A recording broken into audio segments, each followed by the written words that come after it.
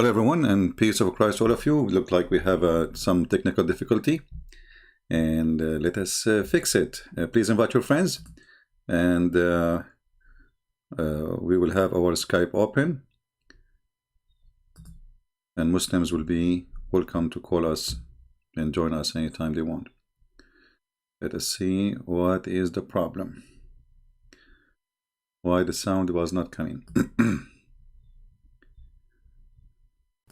Okay, let us see.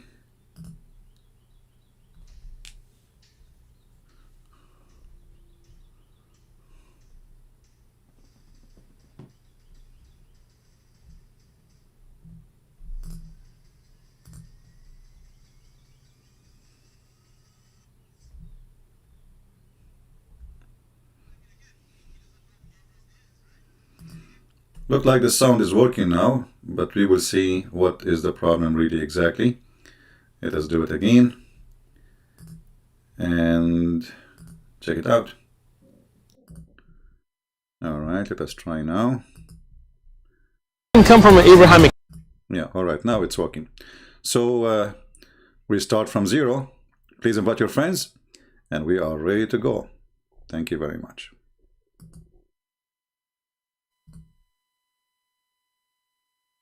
What happened? It was working a second ago. I don't know what's happening really with this program. Hold on. We just put it on and it was working. There is something fishy. Like, hello. We put it on. The second we click OK, then it goes. I'm not talking about my microphone, I'm talking about the background. So we want people, if they call you in Skype, so you can hear them. I'm not sure what's happening. Let me see. Give me a second, please.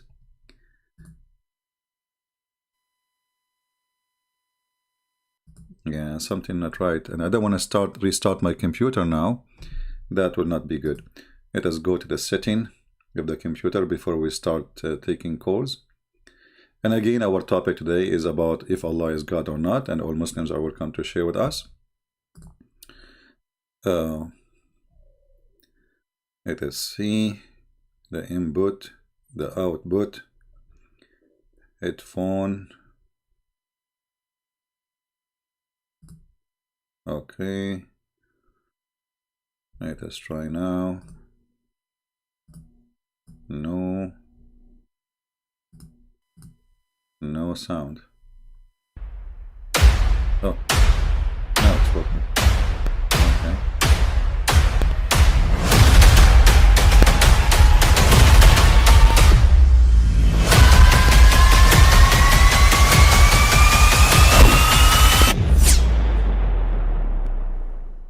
But I mean, again, he doesn't know who Gabriel is, right? Because he didn't come from an Abrahamic faith. The people of Mecca were pagan. Quran has mentioned if this book was from other than God, they would have found in it many contradictions. If a book is without contradictions, that has no bearing on whether it comes from God or not. I've had phone books that are inerrant, but I certainly don't think God gave them. That we believe without understanding. The brother asked a very important question, that most of the scholars say that listening to music, watching movies, and most of the television programs, they're haram. So how can we have fun? Let me tell you, brother, at the outset that having fun is permitted in Islam as long as the fun is halal fun. That the standard narrative has holes in it. The Prophet tells us because Satan or the devil sleeps over our nostrils. Those who oversleep and not pray Fajr on time, Satan urinates in their ears. I really do think Jesus was crucified and that he really was dead and buried. He thought that he was a son of God in the sense that he was specially chosen by God. I think Jesus really did think he was going to be the Messiah, the future king of Israel. I mean, that is, after all, why they crucified him.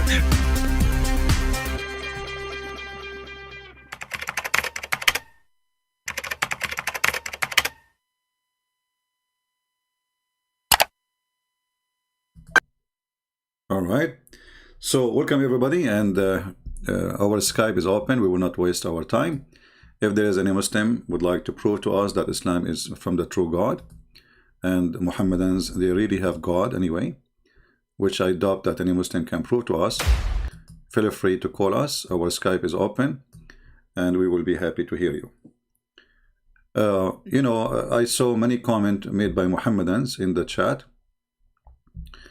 and the comment is kind of funny. Like one of them says, let me try to open some of them. And please, as a reminder, don't forget to subscribe to the other account, Arabian Prophet, because soon we will start going live there, not here, and we will put this account for asleep for some time. So you better subscribe for both of them if you want to be updated about where we go and to listen to us, if you care. Now, if you don't care, this is a different story anyway. So one of the comment was saying that there is let us see the first comment actually here. This is a Mohammedan. He is saying, hello, I have a question. Let us put it on the screen.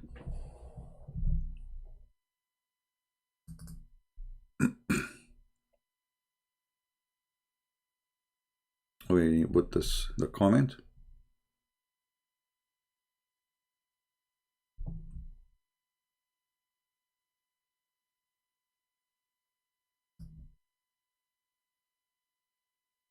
Hello, I have a question about Christianity. And this Mohammedan saying, since I just learned that John 8 about stoning a woman is not authentic and the properly was added later, do we have any proof Jesus did not want to stoning of people for things like adultery, etc.? My friend, when somebody says to you, since I learned from who? Somebody might say to you,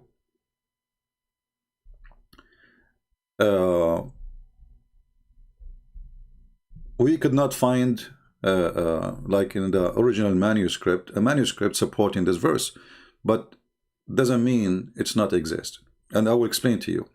When people, they copy the Old Testament and the New Testament from books to books to books, because there's no book will live for generations until now, thousands of years. So in the old days, they used to write their books on papers. And remember, those Christians, they were very poor. They are not kings and queens. The first time the Christian, they have a book written in, let us say, in a good method, it was when kings became Christians, not when Christians, the poor ones, they are Christians. So what they copy is from what was in their hand at that time, and they put it in what, you know, like, let us say 300 years after, or whatever years. But why they want to keep the original?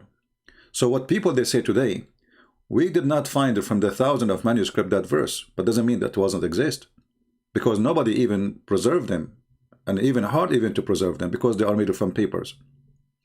So this excuse of not finding the verse in manuscript, that is a funny false excuse, because who said that we have a book for the whole book is preserved from the old manuscript? We have manuscript, not a book.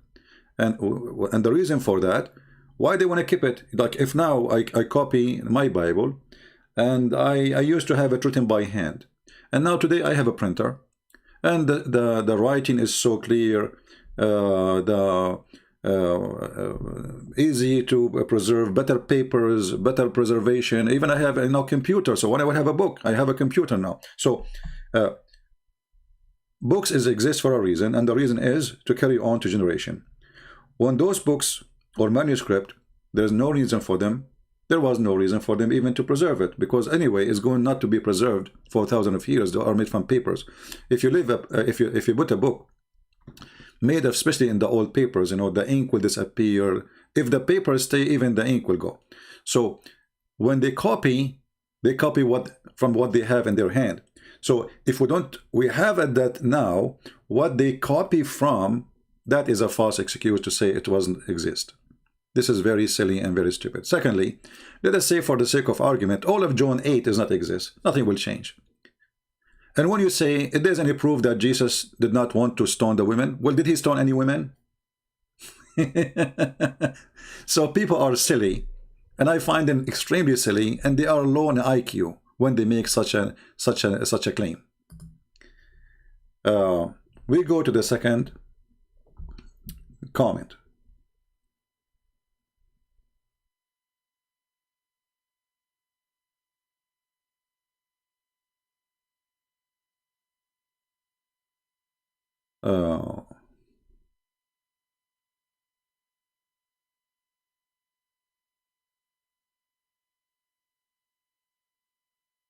Let us see.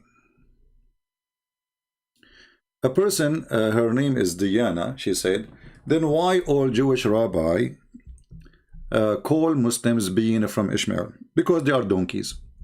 Jewish rabbi or Christian rabbi, doesn't matter.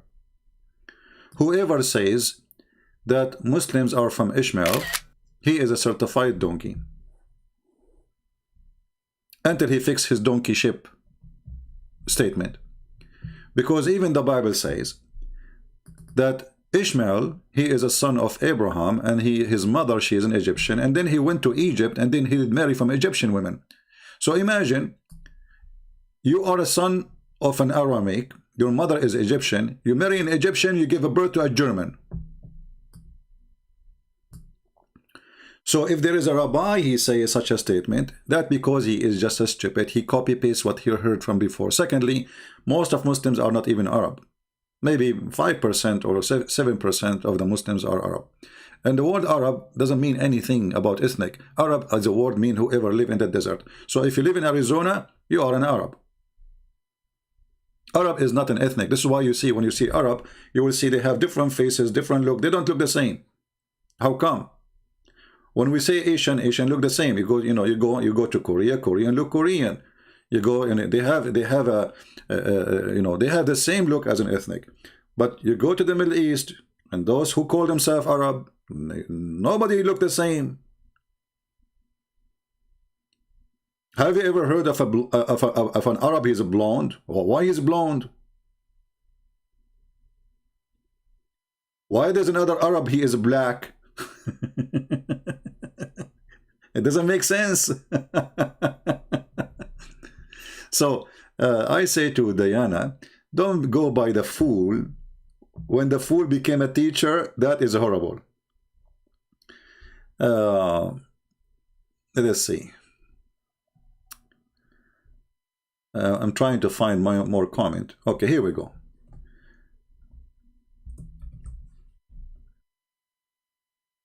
The Quran says, this is Mr. Nazarun M.D. Isa. Mr. Nazarun, I invite you to call me, my friend, and we will have a nice conversation together. Look what he said. Quran says very clearly that there is only one God. You know, I like it when Muslims says very clearly. That's the good thing, you know. And Quran, my friend, at the same time, keeps saying we very clearly. So if Allah is one God, and then he keeps saying we very clearly, so he is one we, God. It's a question I give to every Muslim. Why in the world somebody he is one God, he keep calling himself we? Yesterday we saw some answers, the most funny one. They say to us that because Allah, he wanted to be majestic. But this is a stupid. If it's God, he want to be majestic by using we, but this is a fake we. So Allah, he have to fake it to look nicer?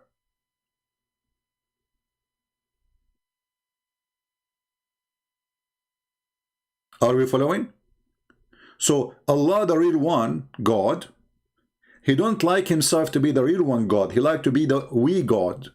Gods, because it's more majestic. That's what you are saying to us. And then you say there is no God but Allah. Okay, look how stupid this statement is. There is no God but Allah. But you just said there's no God. So if you are making exception The exception is stupid, because the exception from no God. If there is a God or there is no God. Same time, who is the one who says there's no God but Allah? Allah. So how he is Allah? He says there's no God but Allah. If he is Allah, shouldn't he say but I?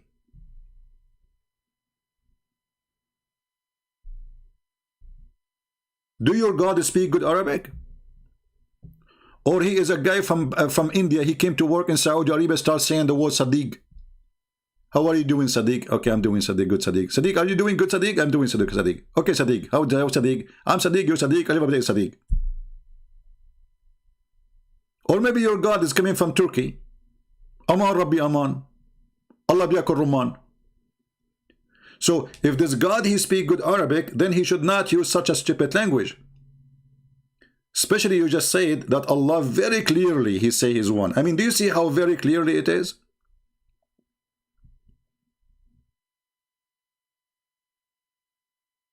All right.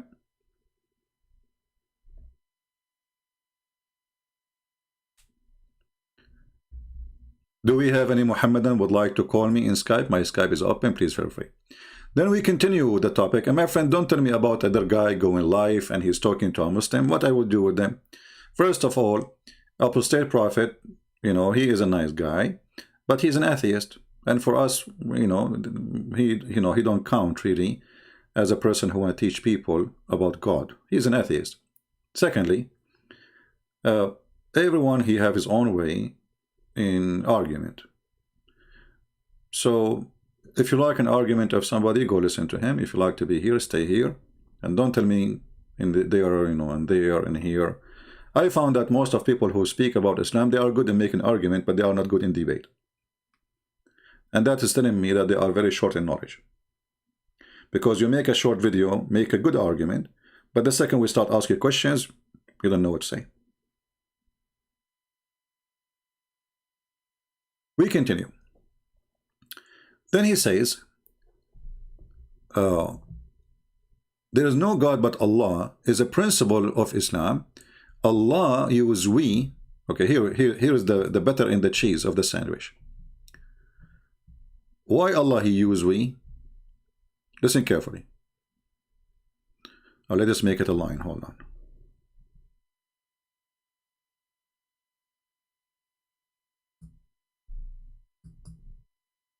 Why Allah he use we? Read carefully, please. Allah use we cause to mention he is third person.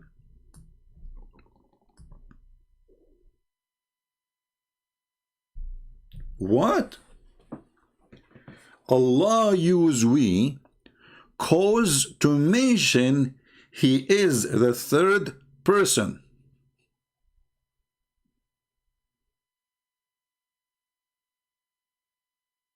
Any Muslim can help us?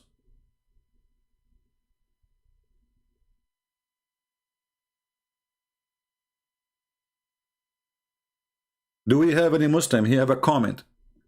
Allah he use we cause to mention he is the third person. So who is the other two in we? And look what he continues saying. Look at ayat 105. I don't know what he mean by 105. Maybe he mean chapter 105. I don't know. Talk to Muhammad about people. This is referred to the second person. So Muhammad is the second person. So Allah he say we, he mean Muhammad too. Okay. So Allah is the third, Muhammad is the second, and then about the people, and this is referred to the second person, and you refer to Muhammad as the first person. Anyone understand what is that? I mean, who is the second person then? Look at ayat 105. Allah talked to Muhammad about people, and this is referred to the second person. Okay. And you, okay, refer to Muhammad as a first person. So who is the second person now? You know what? I need to extend the comment. Hold on. Let me go to the comment section again because it looks like there is more to read. It says read more. Let us copy the whole comment. Here, by the way, you notice how much confused those Mohammedans are. Extremely confused. They have no idea what they are saying. They are trying. It's like somebody. Do you remember the guy who called me with the duct tape? The guy who keep duct taping Allah and duct tape Muhammad? To the point, Muhammad, he have no mouth, he have no lips, he have no nose. Duct tape is all over the place. This is duct tape. So, to Muhammad about people, this is referred to Muhammad as a second person. So now we have Allah as a third person. Muhammad is a second, is as the first person. But here in the beginning he says the second person.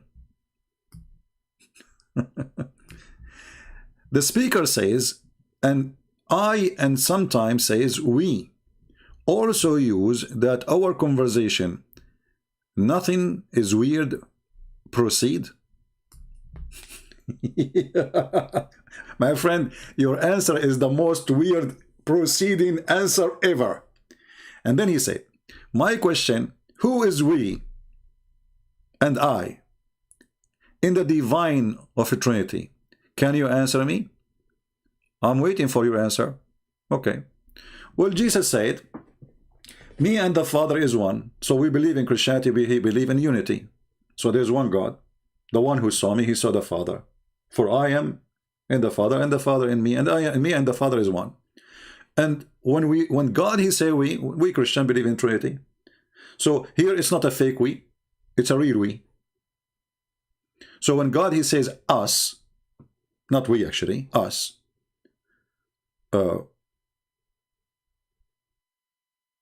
he is talking about God the Father, God the Son, God the Holy Spirit. You Muslims now trying to find a replacement for we, speaking about Allah, speaking as the third person. But why Allah need to speak about the third person if he is the first person? Is Allah weak in knowledge? Is Allah weak in language? Is Allah trying to copy the Arab so he can be respected by the language of the Arab?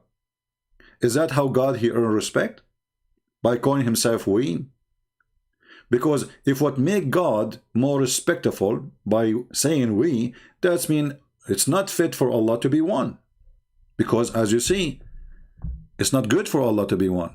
He like to be we, so he can earn some support and some respect and more worshippers. Look like if Allah is one, he is not going to be respected by the Arab.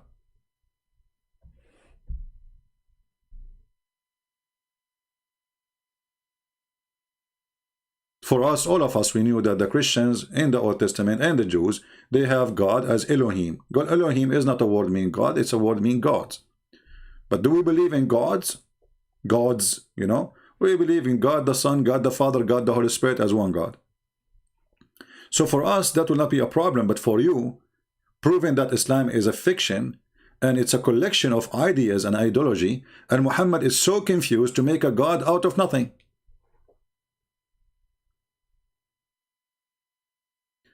Do we have any Muslim would like to call me in Skype and tell me anything to prove to us that Allah is God? You see, in the beginning and the end, I don't care if Allah is 1 or 2 or 3 is 4. This is actually a very silly idea. You know, when the Muslim, they speak about being proud that Allah is one, who care? He is one idiot. We have one like him in the White House. Your God Allah, the idiot, did not remember that he have a name. It's called Ar-Rahman until Muhammad became in the half of his mission. Suddenly Allah, he told Muhammad that my name is Ar-Rahman. So why Allah did not tell Muhammad my name is Ar-Rahman from the beginning? He forgot about it, and suddenly the name of Ar-Rahman appear everywhere. And then we open the Quran and we will find in the front of every chapter in the Quran, Bismillah ar-Rahman ar-Rahim. But your God did not tell Muhammad that his name is Ar-Rahman until Muhammad almost dead. Your God is the same as Joe Biden, he forget his names. And this is why the Arab, when Muhammad he starts saying, say Bismillah ar-Rahman ar-Rahim, they said to him, you know what?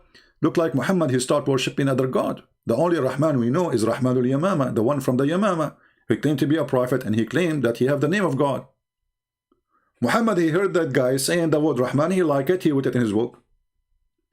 And then Muhammad, to explain why he have it, If you read the verses in the Quran, you will die laughing. Let us go there. Do you like to die laughing or to stay alive? I don't want to die before Christmas. Come on. Let us go.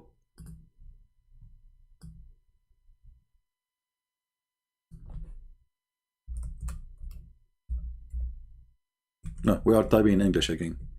You guys, sometimes I type a long page and then I found myself I was typing with the wrong letters because I wasn't looking. Unbelievable.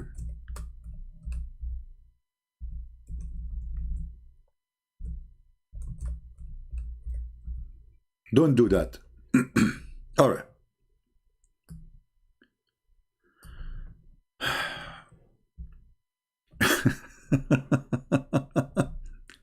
Chapter 17, verse number 110. Read with me and laugh. I want Muslims to explain to me how in the world this has happened. Say, call upon Allah or call upon Rahman by whatever name ye call upon him, for for him belong all the most beautiful names. Like, what the heck?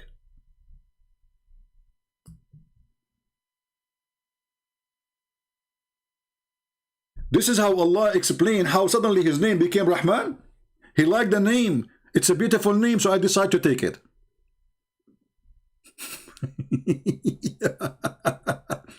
All a beautiful name belong to Allah. Hey, I see a woman there. Her name is Monica. Hey, Allah, do you like us to call you Monica?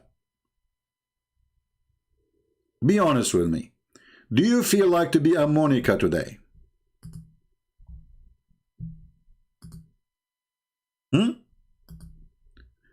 So how Muhammad, he have a new name of his God.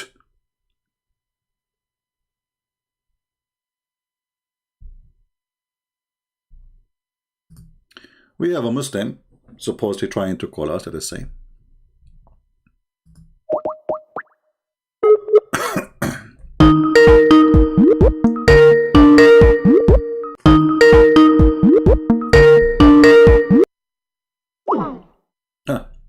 He want to refute me, but he is not available. I mean, and the call declined. I mean, this guy, call me CB, I can refute you. We called the guy, it says the call declined. Call me CB, I want to refute you, Mr. Omar. Hey Omar, what happened? Let's call you again.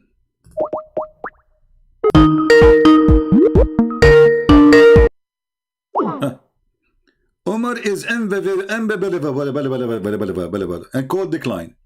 What a potato kid. Let me block you. Take care, Abdul.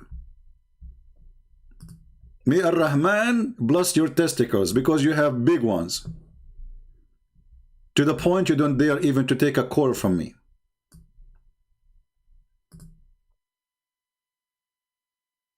Anyone can tell us how in the world this is happening? This God suddenly he is in love with the word Rahman, and then we go in the Quran, we find in the front of every chapter it says in the name of Allah Ar-Rahman Ar-Rahim. So who is the one who added if the word Rahman first time appear here? That's been all those who they have verses saying in the name of Allah, Bismillah Ar-Rahman Ar-Rahim. This is a fabrication because this is the first time Muhammad he mentioned the name, and he was copying some other people. And as long Allah he like to have beautiful names, shall we let you call you let us go Brandon? It's a beautiful people chanting everywhere.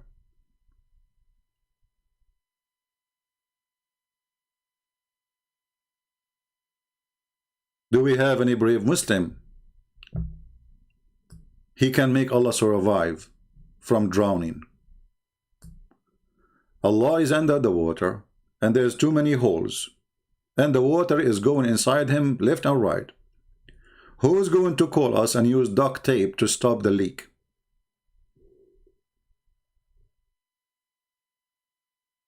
Who is a Muhammadan? He is proud to be a Muslim.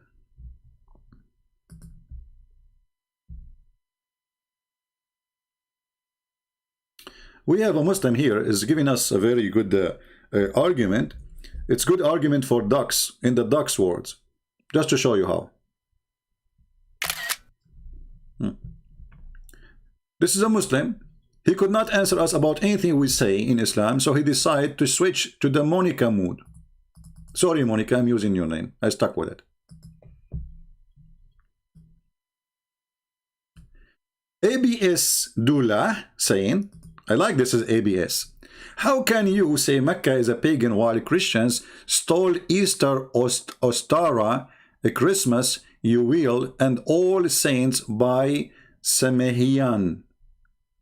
Abdul, in order to say we stole something from somebody, you have to say why, how, and how we stole it. Because the Easter present the new life with Jesus, and the Jewish, they have it before us, and it was about an occasion how God he saved the Jewish people. So when you say we stole it from somebody, and you mention to me stories have no connection whatsoever, proving to us that you are a stupid idiot. Secondly, the word Christmas. Do you see the name? It's called the Christ Mass. So this is a day of Christ. How in the world we steal with someone, his name is Yuli? Say hello to Yuli, by the way. Because in that day, we don't mention anything about Mr. Yuli. We mention only Jesus the Christ, our Lord. That he come to the earth to save us. Stupidity is amazing. By the way, don't forget to say hello to Yuli. I miss him. He used to work as a driver for me. How is Yuli doing, by the way? I had not seen him for long.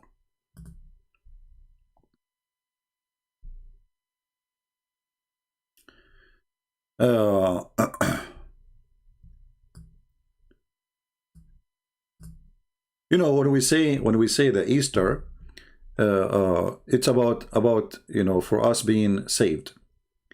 The Jews, they celebrate about being saved too, but not saved from, let us say, to go to heaven, but about saved from killing, from torture, from slavery, from humiliation, from. So they celebrate the grace of God upon them. For us as a Christians, when we celebrate the Easter, we are celebrating the resurrection of Christ and how he overcome death by death, proving to us that we will do the same too. We are going to overcome death by death.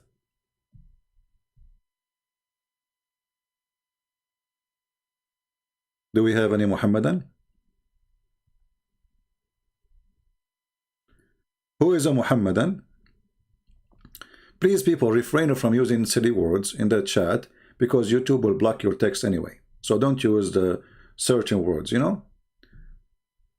Don't be rude, and no need to just, if you want to make a word, even to speak about Muhammad, say it for a reason, to convince somebody, not just to insult. Do we have any Muhammadan would like to show us any proof that Allah is God?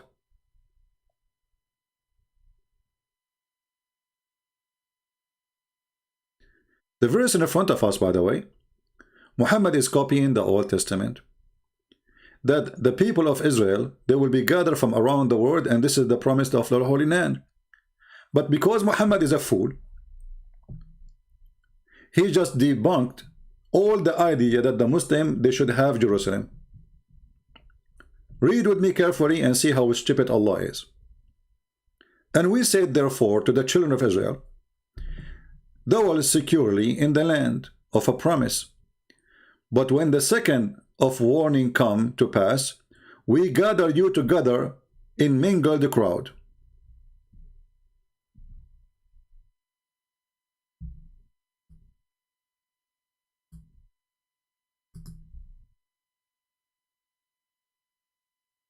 Right?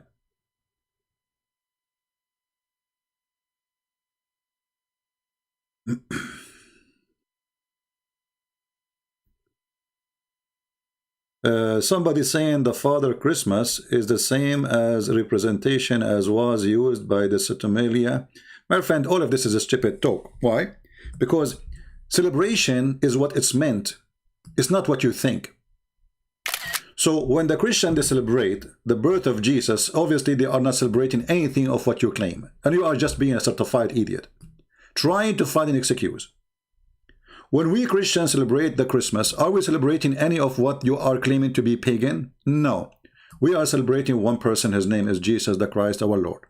So stop being foolish and trying to find an excuse. You hate Christmas because Christmas brings happiness and make people see Christ as a joy. Otherwise, I challenge you to tell me how in the world the Christmas is stolen from somebody else when it is a Christmas, it is the day of a Christ and have nothing to do with anyone else. If you want to say to me that the date before, it used to be, as an example, to worship the sun. So what? We replace the pagan God by the true God. So instead of worshiping the sun in that day, we worship the Messiah in every day. So the silly people who have no argument, they come with all kind of stupid argument because they hate Christmas. And we love it. Poor you. What do you do for Christmas? Be careful, it's a pagan day. I advise you to hide under the blanket. The pagans are coming. Tiki, tiki, tiki. Santa Claus is coming to your door. What you will do, Mr. Theodore?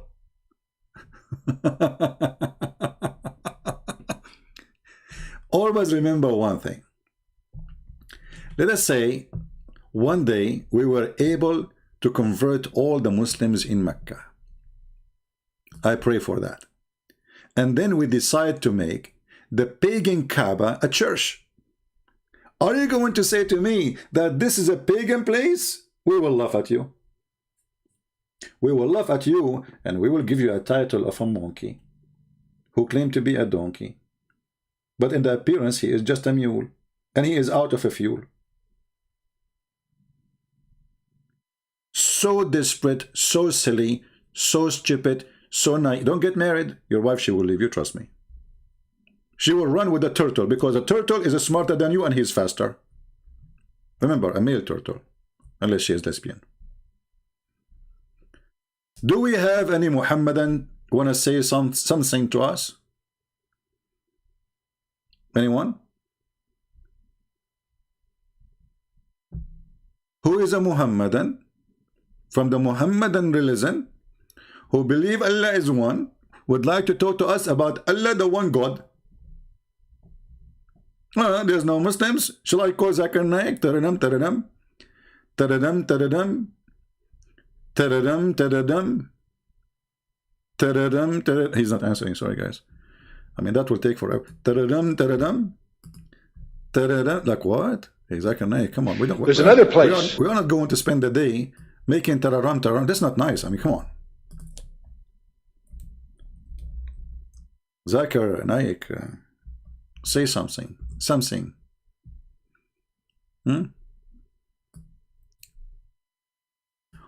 Why don't Muslims follow the teaching of Jesus?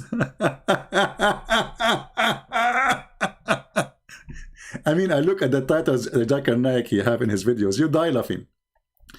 Why can a Muslim girl not marry non-Muslim boy? And Zakir Naik is going to tell you why. Dr. Zakir Naik debate with American atheist. Look, he's an American. Do you remember the guy who from Philippines? When we call him, the guy he was saying, who want to debate me? This guy from the Philippines. I forgot his name. I don't know.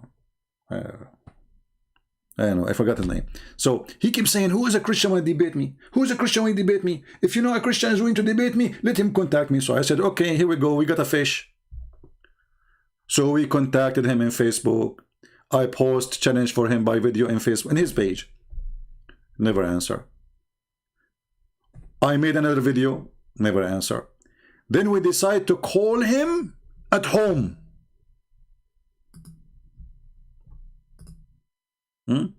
They called him. I don't call people, by the way. One of those who they are watching, he said, let me call him. He lives in the Philippines. Anyone remember his name? I forgot his name.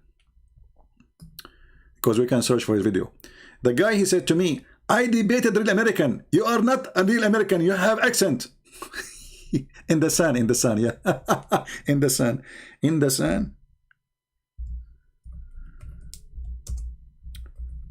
I debated real American. Like, what the heck? So what? So what? A real American. Like, what?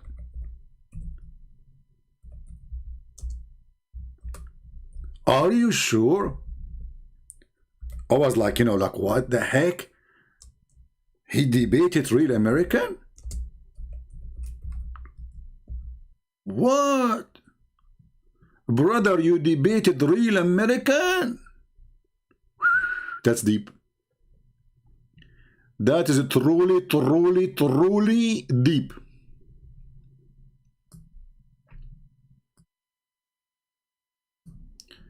So this guy, he keeps screaming, who is the Christian want to debate me? I challenge all Christians to debate me. Who dare to debate me? Can you debate me? Then Christian Prince, he called him to debate him. Then what he do? You want to hear what he did? Let me play some of it for you. Hello everyone. Oh, this is not the original video. Hold on. Let us see the original video. Where is the original video? Oh, hold on. Rashid and the Sun.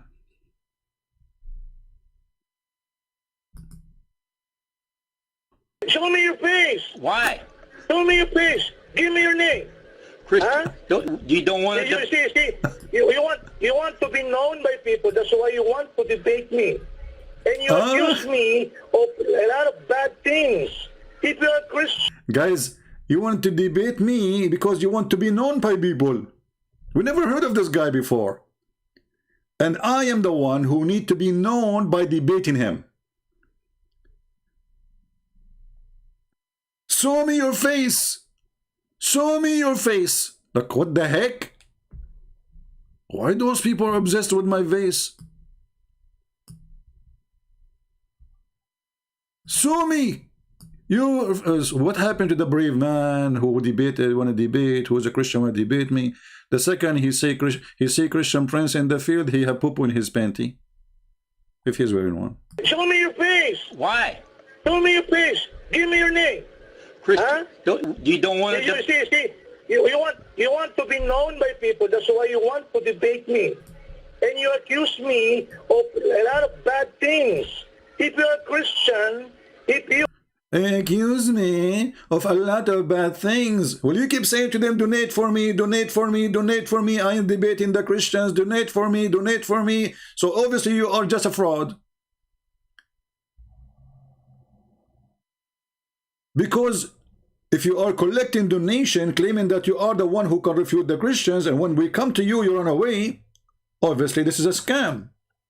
When the Muslims, they donate to you, at least do what you promised them to do. Debate the Christians. Here we go. We came to you. What do you do? Barbecue? you are Christian, if you're a good Christian, you will not be like this. You accuse me a lot of things. I accuse him to be decent. He got upset. I said, if you are decent, debate me. He got upset. Never say that to our sheikh. That is an insult. Because he's not. You know that he will not debate you anyway. So he's not decent. Why? I'm not doing this for money, my friend. How come you accuse me of everything? Nobody accusing you nothing. You want to debate? No, you accuse me. I read. Someone sent me your message. Why didn't you accuse answer? me a lot of things. Why didn't you answer? How can I, brother? How can I? So look. Look. I have debated an American here. You want to see it? I'm not. I debated a true American. A true American. Born American. Born American. Unlike you, you're not American. Because. Not like you, Christian Prince, you are not American. Muslims are not racist. They are not. I debated a true American. A true American. Who is here a Filipino? I love Filipino people. By the way, Filipino are the nicest people ever you can imagine. I love Filipino people. They have really a place in my heart. They are wonderful people. I mean, you can go to any country in the world, you will not find nice people as the Filipinos. When they talk to you, they speak with respect. You know, they are very polite. For sure, there's bad and good everywhere, right? But I can say like 90, maybe 97% of the Filipinos are amazing, wonderful people. I love them really from my heart. But do the Filipinos deserve this? Frauds? No, this is not my voice. It's a guy who called him. He lived in the Philippines. You know, he called him by phone because he have his phone too. He says, call me like hello. I don't call people. I call them by Skype only. I never call by phone.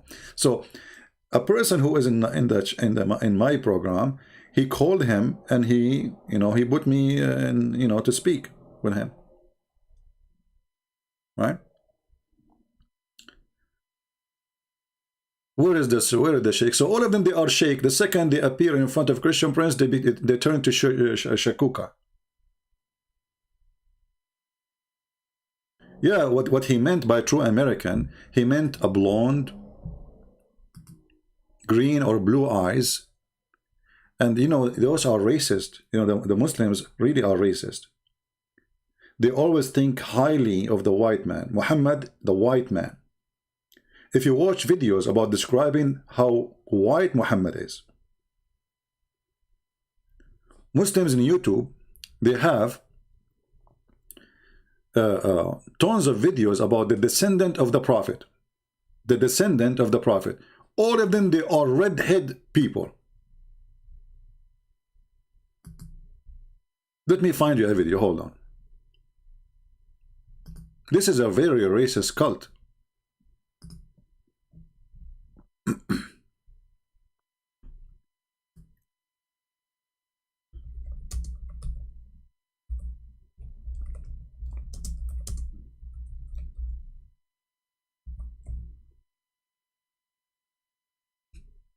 Guys, look at this.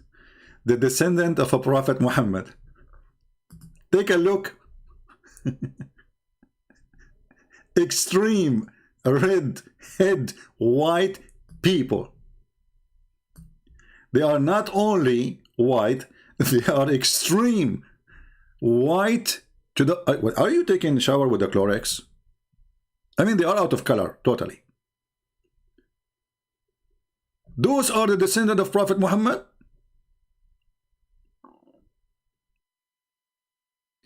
And then if you search for the video description of Prophet Muhammad,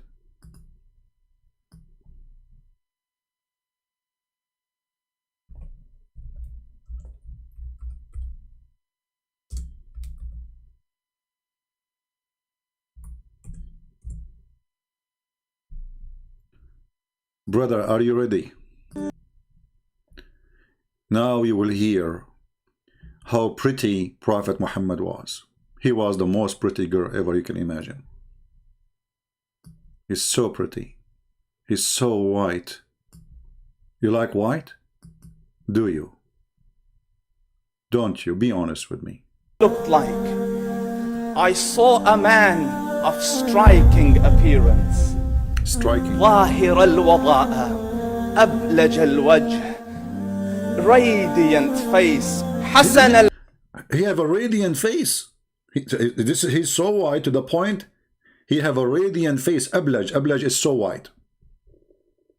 You see, they don't translate in English. He is so white to the point he is radiant. الخلق beautifully created. Oh boy. لم تعبه الثجلة. His belly wasn't protruding. I love the belly. Tell us about the belly of the Prophet. What happened to the belly? His belly wasn't protruding. Like what? لم تعبه الثجلة. His belly wasn't الثجلة. His belly wasn't protruding.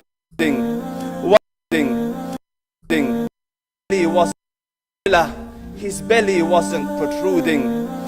Have you ever heard of a religion? They are talking about how sexy the belly of their Prophet.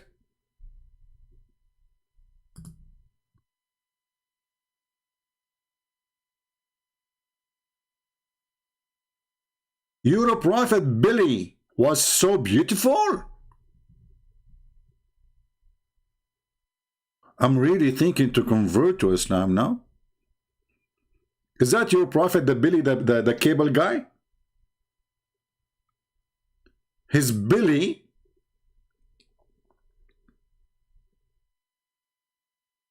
If you watch the whole videos, you will die laughing. So I'm going to save you from dying many times. I will move a little bit to show you how things get even so hot. So if you are like from San Francisco or something, I advise you not to watch this because you will get so excited. All right, be careful. You know, I mean, just warning, disclaimer. And then the Prophet Muhammad. What happened when Prophet Muhammad, the white man, appeared at night? Do you know what happened? You will not believe it. Rasulullah. Anas ibn Malik says, he says, I came out one night, I came out one night, it was the full moon night. Yeah. Look, the guy, he is so emotional, he cannot even continue talking. Because now he's talking about how sexy Muhammad is. Did you notice how, like, I don't know what to say. Look at this movement, look at this movement. No, do it again. Do it again, please. Oh, please don't stop. No, the word is not coming. Like, squeeze it, man. And the background, the music is hilarious. Please don't stop. No way. This is what happened just to tell the story. Like, he's out of words. He opened his mouth, but the word is not coming. Unbelievable. Alhamdulillah. Do you think it's going to come today or next year? Please, can you try again? Okay, look at me. Look at me. Hold on. Look at me. Focus. Focus. It's coming. It is. Okay. No. Just look here. Okay, look. Okay, now. Look at my finger. Not the middle finger. No. Here. Okay, now you go. You can make it. And I looked. Finally, Alhamdulillah, finally, he was able to say, I looked. It took me a surgery.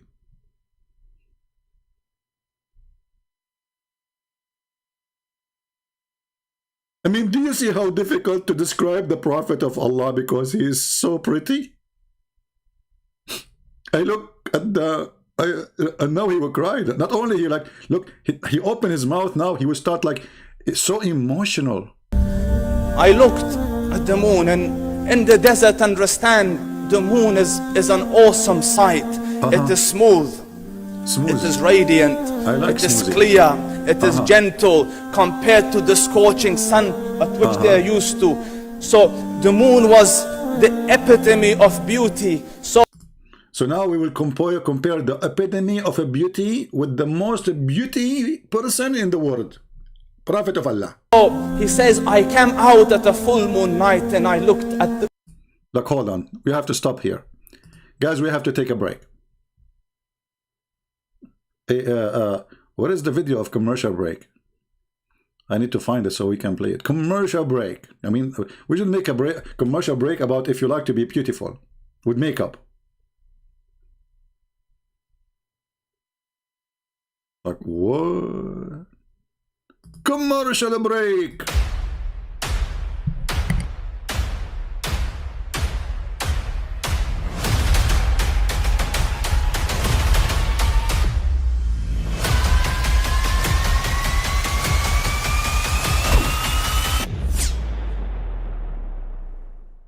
But I mean, again, he doesn't know who Gabriel is, right?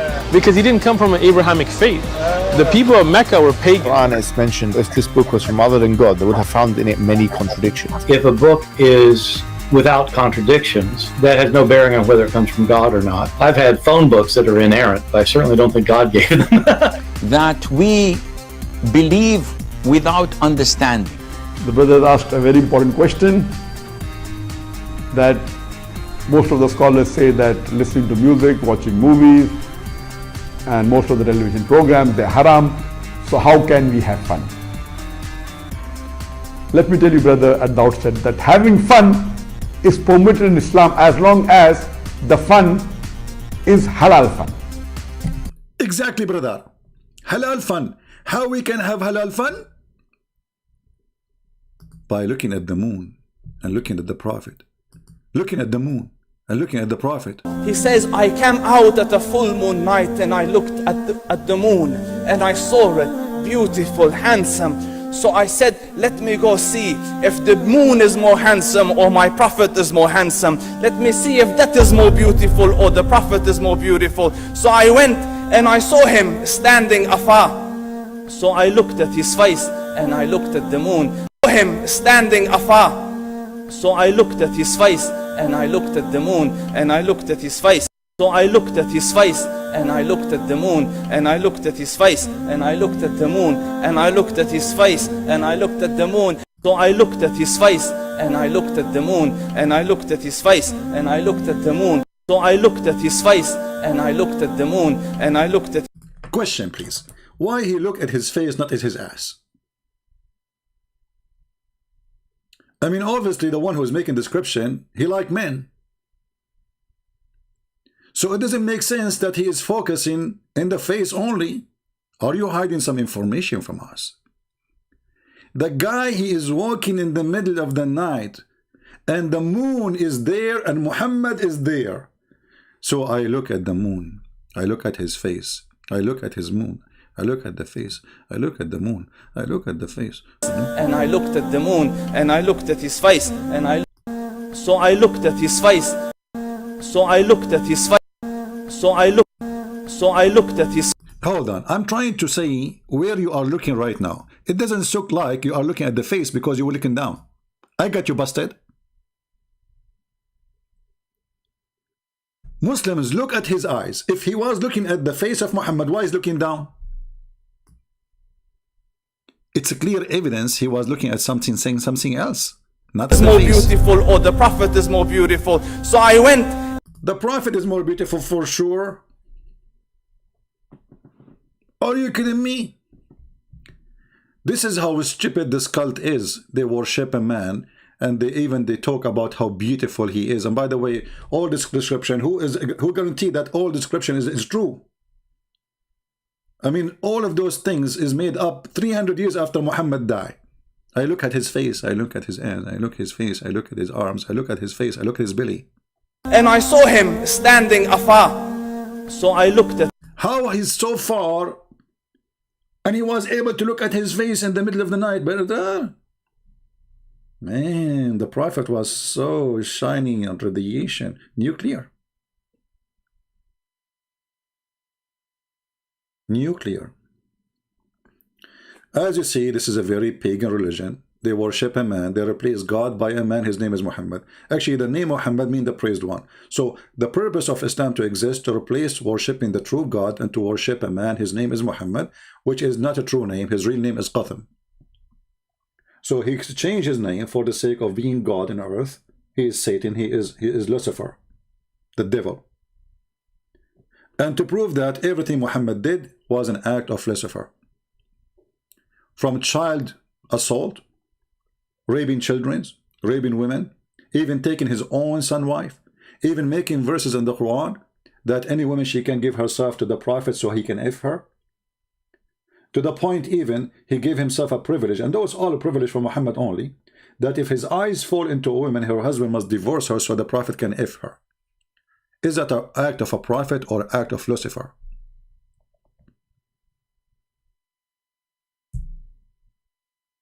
Somebody saying here, do you think that Muhammad was LED face? I think so.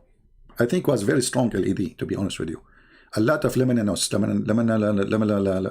of lemon stuff, you know, whatever they say. Do we have any Muhammadan? He have any idea why he is worshipping Islam?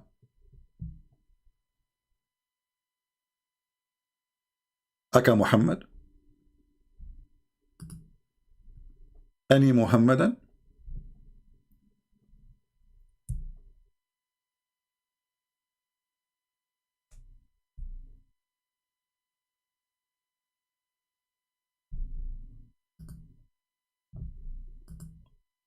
Any half one? What happened to the proud Muhammadan? Are you Muhammadan afraid that if you call me you will leave your religion? Prove me wrong. that you are not afraid from such a thing? Call us. And you can look at the moon and look at the Prophet at the same time. Nobody will stop you.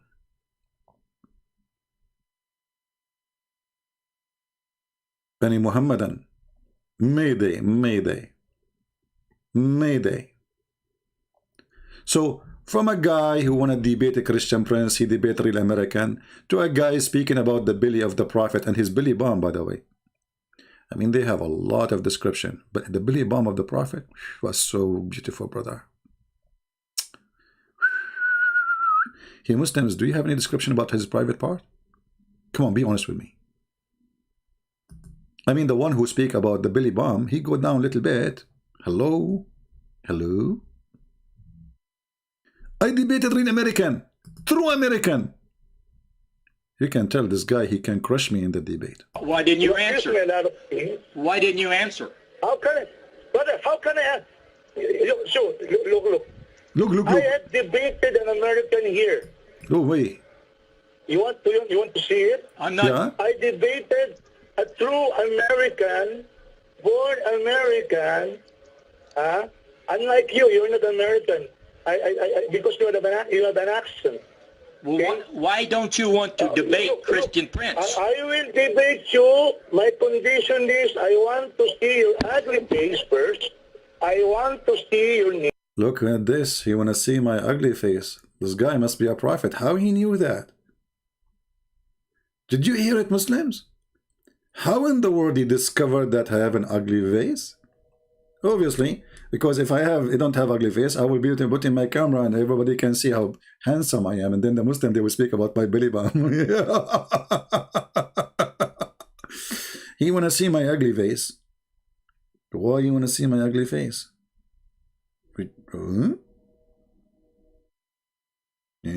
Sound fishy for me.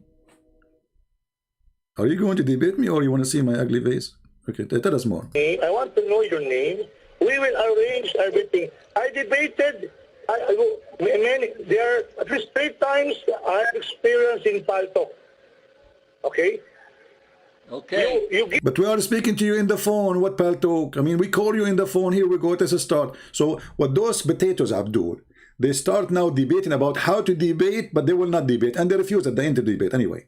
We are calling him by phone. It's not a Paltalk no more. So they will not do it. Who is here a Filipino?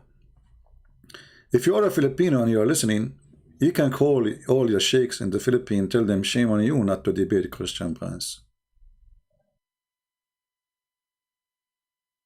Just to show you how silly this religion is. Those people, they are only willing to debate a Christian who knows nothing about Islam.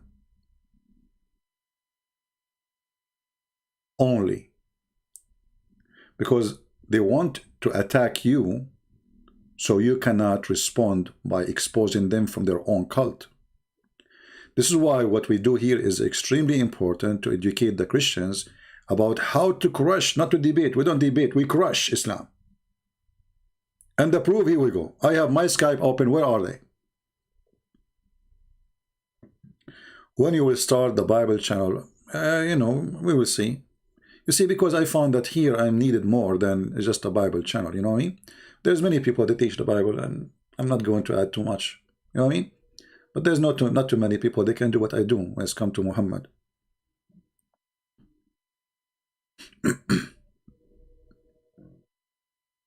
Do we have any Filipinos here? If you are a Filipino, call the sheikhs in the Philippines and tell them, you know what? I have an offer for the sheikh in the Philippines. If you call me and you win, I will give you 10 balut. Once I was in the beach in the Philippines, and there was a guy behind me standing in the middle of the beach. There's nobody there. It's only me. And he was standing here bicycle. He says, balut, balut. Like I said, what the heck? And I look, there's nobody there. I mean, why he's screaming to this guy? I thought there's a guy, his name is Balut. So he's standing just behind me, Balut. Like, what the heck? So I said, hey, listen, there's nobody here. And obviously, Balut, he cannot hear you. He said to me, sir, Balut is a food. Do you want some? So I thought all this time he's calling somebody. His name is Balut, or maybe his dog or something, like Nobody's answering Balut, and he's standing just behind me, and there's nobody else in the beach. Balut. So listen, if you debate me and you win, I will give you 10 Balut. You know what? 20. You know what? I will make a contract with you to supply you for Balut for the rest of your life. Retirement Balut plan.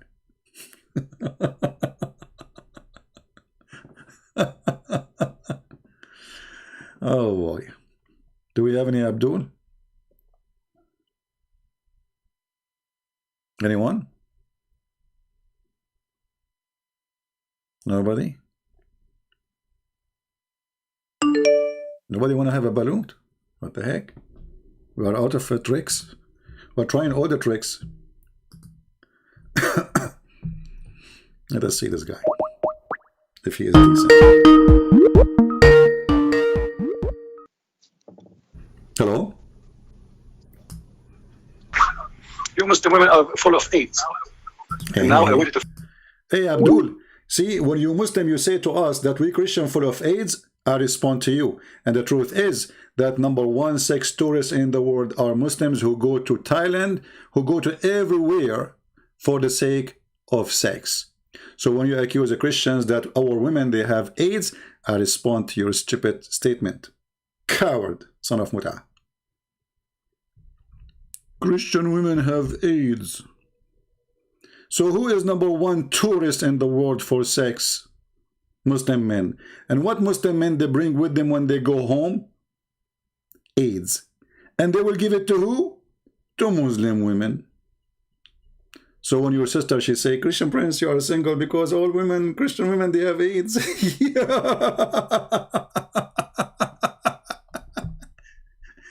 Reality check, my friend. It hurt. Do we have any brave Abdul? He dared to call me. You have AIDS. Muhammad have AIDS. Sex tourist. In the month of Ramadan, half of Saudi Arabia goes to do sex tourist business. It is the truth. And what they bring with them home? AIDS. There's no sex tourist in the world can beat the cult of Muhammad. According to Fox News, which is according to Google, Pakistan should not be called Pakistan, should be called Pornistan. Why? Because it is number one country in the world.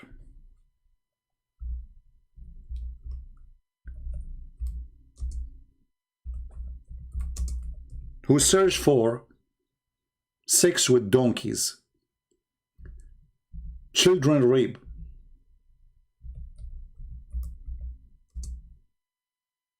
Let us show you.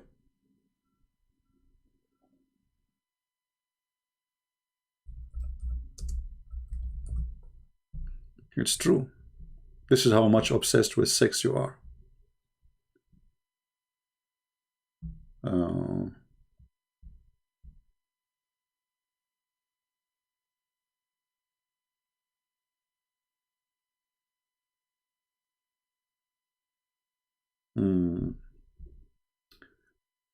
Let us see the news.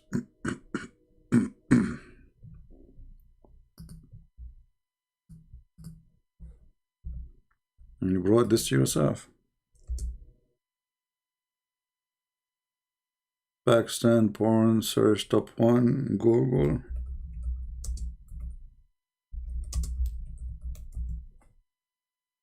Here we go. Brother, is that true news or fake news, brother?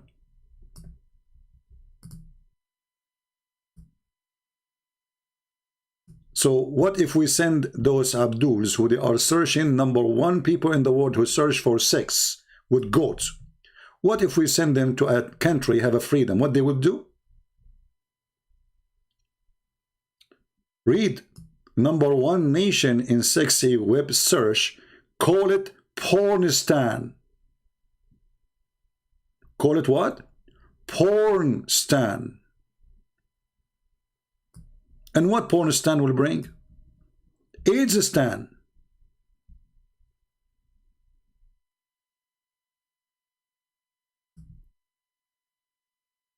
You won't find a strip club in Islamic countries. Most Islamic countries have certain dress code, said Gabriel Said, professor of Islamic studies. So here is the irony. Google ranks Pakistan #1 in the world who search for pornography. And what they search for? I wish they search just for pornography. Top dog per person for horse sex. For what? You search for horse sex, which means having sex with a horse. Donkey sex. Rape pictures. Rape sex. Child sex. You know, Christian Prince is, insulting Muslims. I'm not.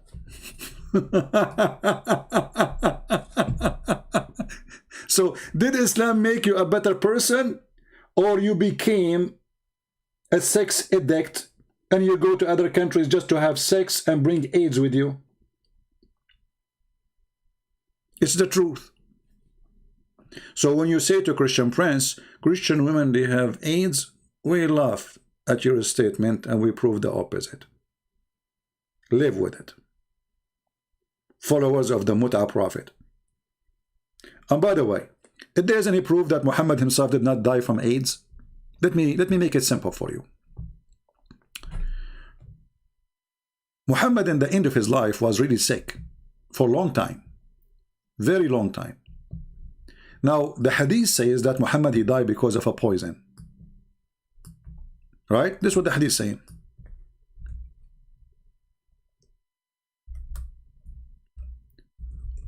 But there's other hadith proving that Muhammad, he never slept with any woman. She is not infected maybe by him. How we can prove that? Read carefully. Let us find the hadith.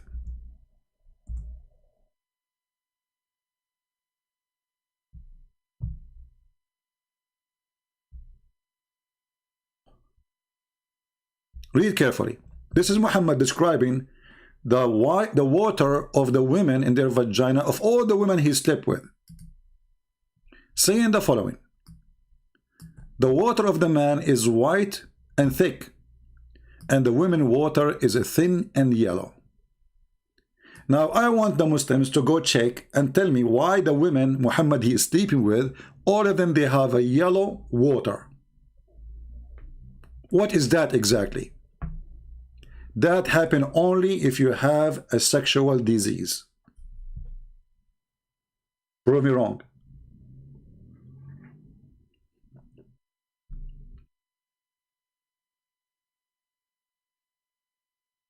Any Abdul? Why all the women Muhammad he slept with? As you see, Muhammad he is giving definition for women water. So he never saw a woman water, she don't have a yellow water. Where in her vagina? We're not talking about water of you spitting, or this is a water he see in the vagina.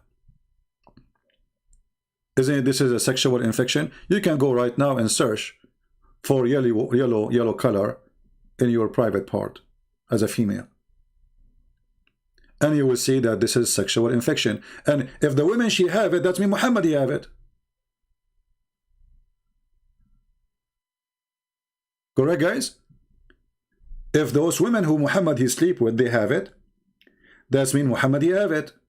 Because simply sexual infection will happen for both.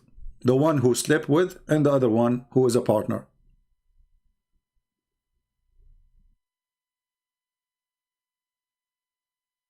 Any Muhammadan?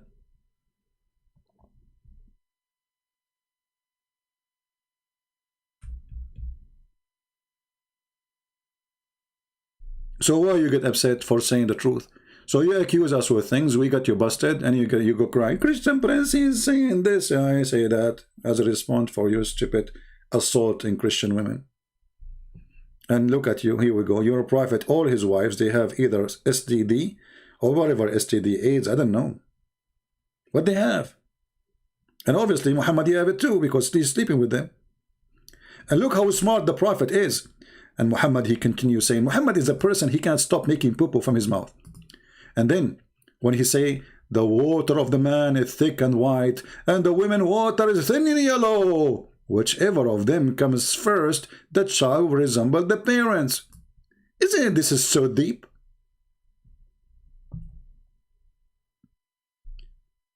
The one who comes first,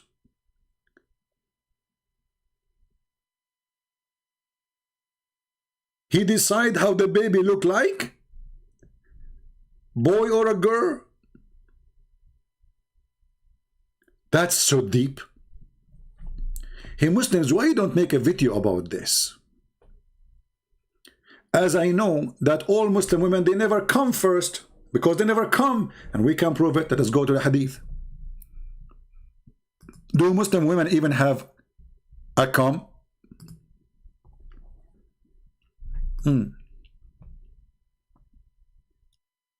Read with me and laugh.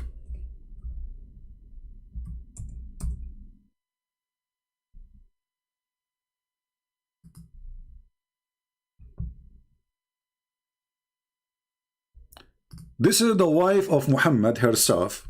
She was shocked when Muhammad, he said to a woman, and obviously this woman, she is a whore. I mean, what kind of a woman, she come to your door and she tell you, should I wash my vagina? I was touching it. Like, what the heck? Read carefully. Salama said, Salama is the wife of Muhammad, said, Salim, this is another whore, said, Allah Messenger, Allah does not refrain from saying the truth. Okay, the truth now about what? About vagina. Is it obligatory for a woman to take a bath after she get a nocturnal discharge? That's deep. She said that? Nocturnal discharge? No. In Arabic it says ihtalamat, which means she was touching herself and she have orgasm, dreaming of somebody, not necessarily sleeping. Nocturnal discharge. How does nocturnal discharge? Here in Arabic it says ihtalamat. Ihtalamat mean you think of someone that you are having sex with that one, and then you will have orgasm as a result of, you know, I mean, you know the thing. You can ask Joe Biden, he can give you more details, you know. And then Salama, the wife of Muhammad, she smiled and said, like, what the heck? Does the women get discharged?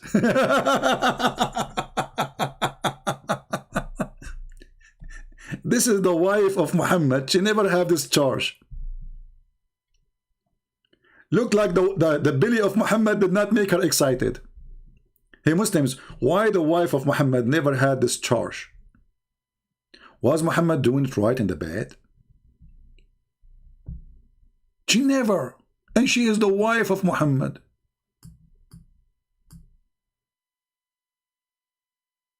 So compare. Muhammad, he is a fool.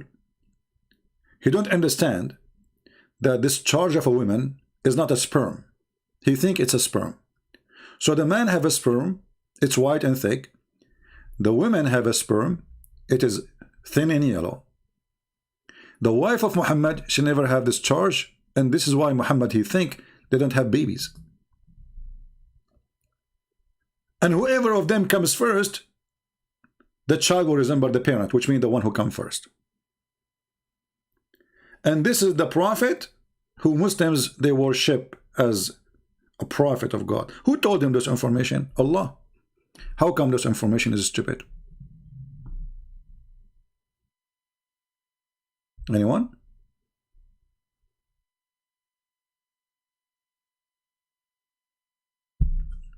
Any Abdul? By the way, I was worried that if I get married ever, then I will have a son and he will look like me. That's horrible. You know, I mean, my son will hate me, to be for sure. So now I will use the advice of a prophet of Allah. I will never come first. I will more condescend with my wife. He says, you come first. She said, no, you come first. I said, no, you come first. No, you come first. You know, Middle Eastern, they have a tradition. Like you go to a house of somebody, or two Middle Eastern men, they want to enter the door of a hotel. They will spend 2 hours saying, no, no, you go first. No, no, no, no, no, you go first. I swear by Allah, you go first. Brother, don't swear, you go first. I'm telling you, you have to go first. No, no, no, no, no, no, you have to go first. And there's 20 people waiting for them to finally get in. And they do that in the bus, they do that in the taxi, they do that in the... No, no, no, no, no, you have to get in first. A'udhu billah, you have to come in first. So, are you going to do that with your wife? Hey, my wife, you come first. No, honey, you come first. You idiot. If I come first, the baby will look like me. Do you want your son to look like me? Honey, I love you. I don't care. You look like you or not. Still, I love him. Like, don't be stupid. Don't be stupid. Don't. You have to come first. Honey, I'm not going to do it. You come first. I swear by Allah, you come first. This, you know what? You and me, we come together. That will make the son is half ugly, half good looking. Hey, Muhammad, what if they come together in the same time? What will happen then?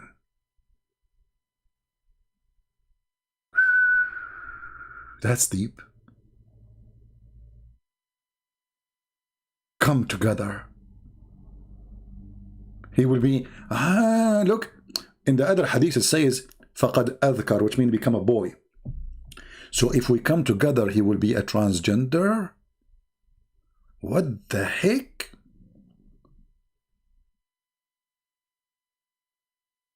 Like he's half girl, half female?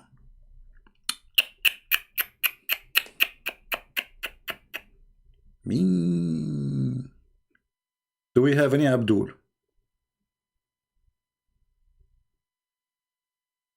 Anyone? Now you can have an idea why they don't dare to debate me, because they will be crushed literally. Literally, they will be crushed. My Skype is open. If you are a Muslim who have a long beard, I prefer long beard because I want to dry my hands. I mean, we are talking about coming for the last 10 hours. Coming first, coming second, and you know, what a religion. Any Muslim?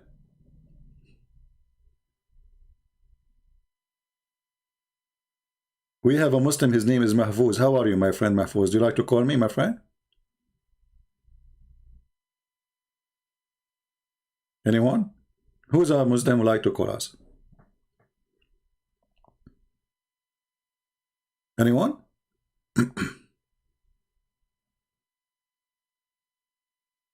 And the funny, you know, sometimes Christian, they say to me, I mean, when you speak about Islam, it's so dirty. So what I would do, I mean, okay, what I would do, Islam is dirty. Should I worship before I talk to you about it? This is Islam, what I would do. You make it clean. You find out how to make it clean. Let me know.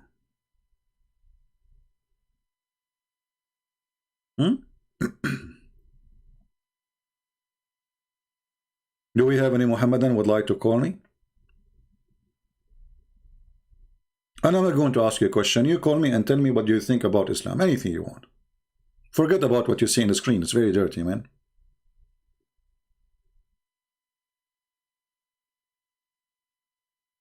Anyone?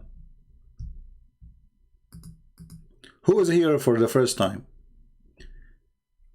If you are here for the first time, I warn you. You will become addicted. You will come always here. Oh, hold on. You will come here, not the come we are talking about here in the website. No, you will come as like, let us fix it, okay? You will come here. I don't want now the Muslim to say, oh, if this is the case, because then the Muslim, they will come. If this is what they think no, Muslims, I did not mean that. I said you, let me type it for you. Oh, I'm typing in Arabic again. Unbelievable. You will come here again and again. Okay? Come. C-U-O-M-E. Unbelievable. You cannot speak freely these days. I mean, people have dirty mind, whatever you say. Unbelievable. I hate you all.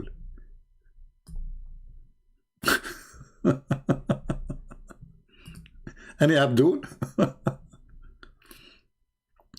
So if you're on here for the first time, you will come again and again and again.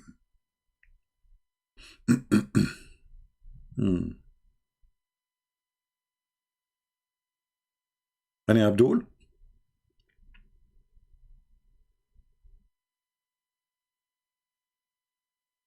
Be honest with me. Be honest with me. How many of you like listening to this guy Christian Prince who speak very funny English?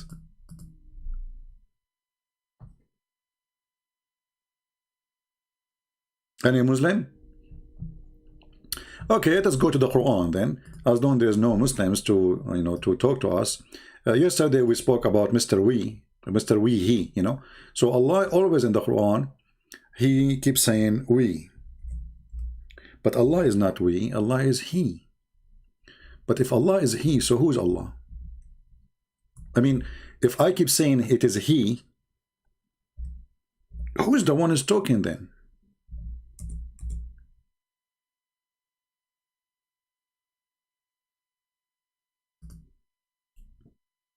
Allah is a very logical God. He say, if ye are in doubt in what we have revealed from time to time to our servant. I love it when it says from time to time. What is that? From time to time? Doesn't continue?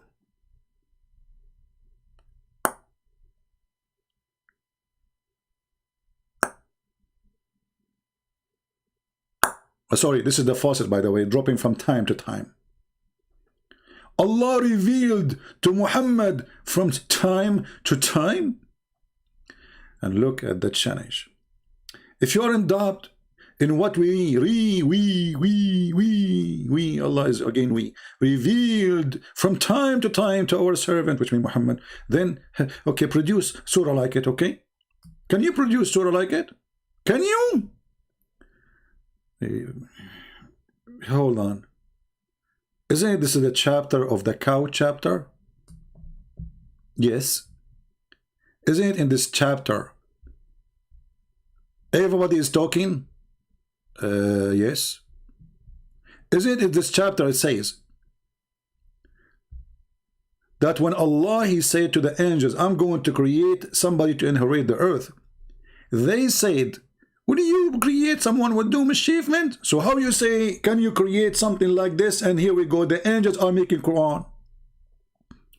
Last time we asked a Muslim, we says to him about the chapter of the ants. Who is speaking here? He said the ants. Said, so how Allah, He says, can you make Quran like the Quran if the ant is making Quran? He said, Allah is quoting the ants. Allah is quoting who? The ants. The God who caught the ants. He must be so wise. Allah is quoting the ants.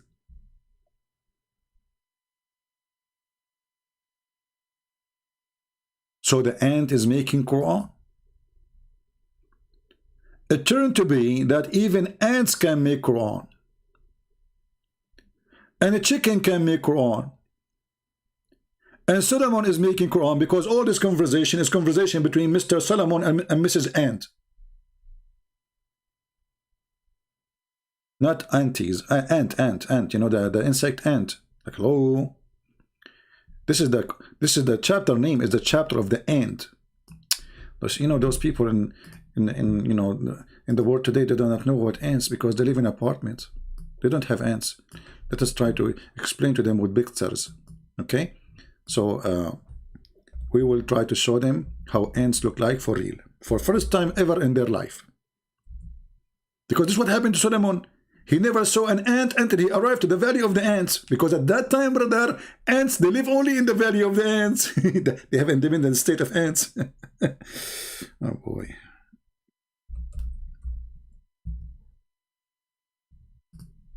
Okay, thank God I was able to find an ant. I thought they disappear. I mean, because they became a rare species, you know, because everybody, you know, there's no ants no more these days, you know.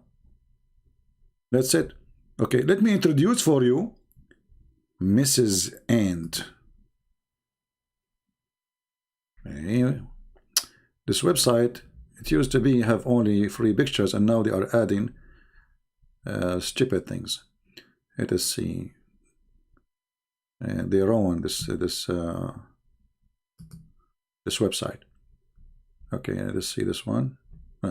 Okay, here we go. We introduce for you Mrs. Ant with a clear picture. And I heard some news that this is exactly the same ant who spoke, and Suleiman, he heard her talking. How I can prove that? Very simple. This is the same ant who ate later the staff of Solomon when he died standing for a year.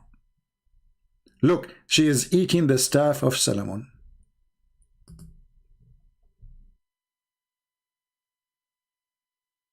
Do you remember the verse in the Quran? Who remember which verse? Which verse? Where in the Quran it says that Solomon, he died standing, and he was standing almost for a year, as the interpretation says, and then the ants, the termite, they ate the staff of Moses. You will hack my web camera. Good for you, Mr. Mahfouz, because what will happen, you will die after you saw how I look like, Mahfouz. That's deep. Guys, Mahfouz is he's going to hack my web camera, and he will expose it to people of Iraq. Mahfouz, potato, I don't even have a web camera in my computer, you stupid donkey. I mean, how you can do that? Oh, you must be a prophet of Allah. However, Mahfouz, you hack my webcam, you expose my face to Iraq, to Afghanistan, to Pakistan, still your God Allah is quoting an ant. Deal with it. Potato, potato, potato. Get lost, baby. Let your mom talk to me, or your dad. I want an adult. I'm going to hack your web camera, and I'm going to post your pictures of everybody, okay? Do you know what will happen if you do that? You cannot imagine how many Muslim girls will be contacting me. Once I received an email from a Muslim woman, she was really upset. I mean, extremely upset. She said to me, so what if your voice is so sexy? I hate you, I hate you, I hate you. I mean, I was like, what? This is a lot of hate, man. So imagine if you put the voice next to the picture. Oh boy. Mahfouz, don't do that. Mahfouz, come on, for the safety of your sisters. Security, security, Mahfouz. Do we have any Abdul? They want to kill me? Who cares kill me or not kill me? My books is all over. Actually, if you kill me, my books will be way more published. The one who never heard of it, he's going to hear about it. And especially now, our books is almost in all languages in the world. Almost. Even Chinese, even Russian, Polish. Soon we will publish the Persian copy. Albanian, Indonesian, Malaysian language, and all we give it for free. So Abdul, it's too late. It's too late. However, you can help me.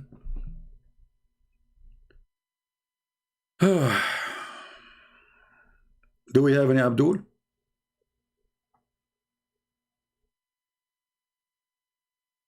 Yeah, and the Muslim, by the way, they have articles about the Quran miracle, because the Quran called this ant a female ant. They say to you, if this is a book not from God, how come the Quran say Namla? Huh? How the Quran say the word Namla, which means a female ant?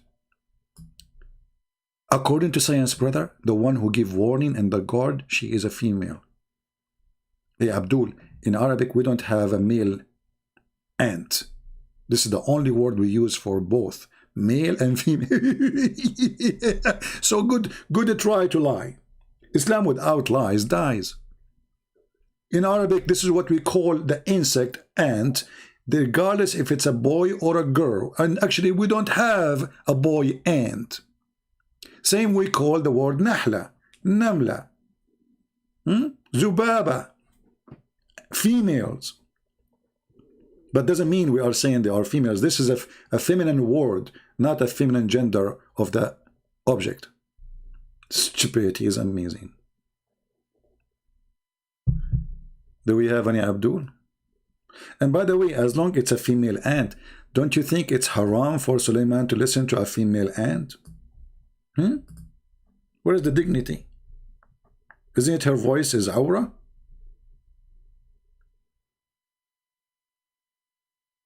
And then Suleiman, he heard the speech of the ant, but according to science, ants don't talk. They are deaf, they are mute. So how he heard her speech? What speech?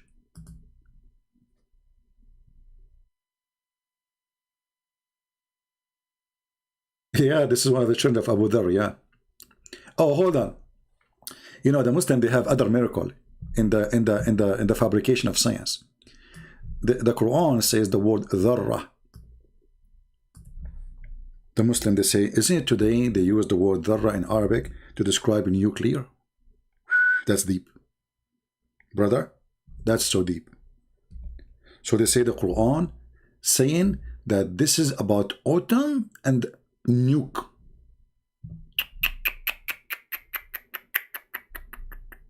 Mean.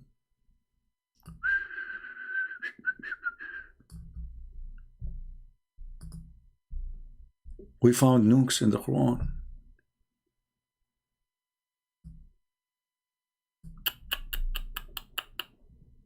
It doesn't appear here. Maybe we should change the translator. Hold on. This is Yusuf Ali. Yusuf Ali, you should make it fit with the Islamic agenda, man. What are you talking about? Verse number 40. Okay. Look at this. Oh, this guy, he is honest in translation. He screwed my topic now. Okay, so how I'm going to prove it now? There's no tool to prove it. So a weight of an atom or a weight of an ant. The word atom does not exist. It's a fabrication. It is a small ant. Today in Arabic, the word dharra is simply for the smallest ant you can see.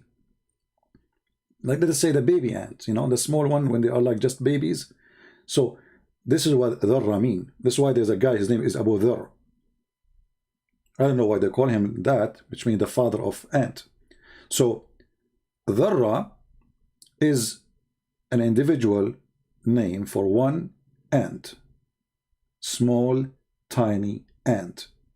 Muslims have article saying this is speaking about autumn and electric. It is the smallest, brother. But it is about ants. Islam without lies dies. Any Muhammadan?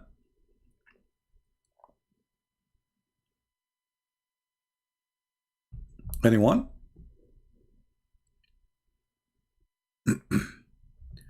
So, you know, I mean, the Quran is a book of true stories, and this God, he must be God. Who is holding the sky from falling down on you? Allah. Who is holding the birds from falling down on us? Allah. Hey Muslims, why the birds are in the sky? Who is holding them?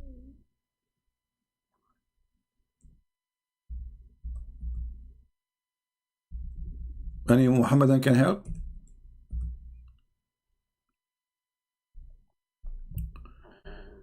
If you go here,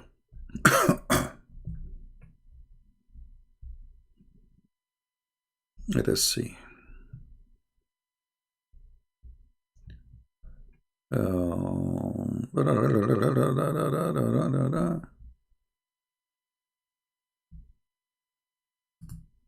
Look at this verse, how deep it is.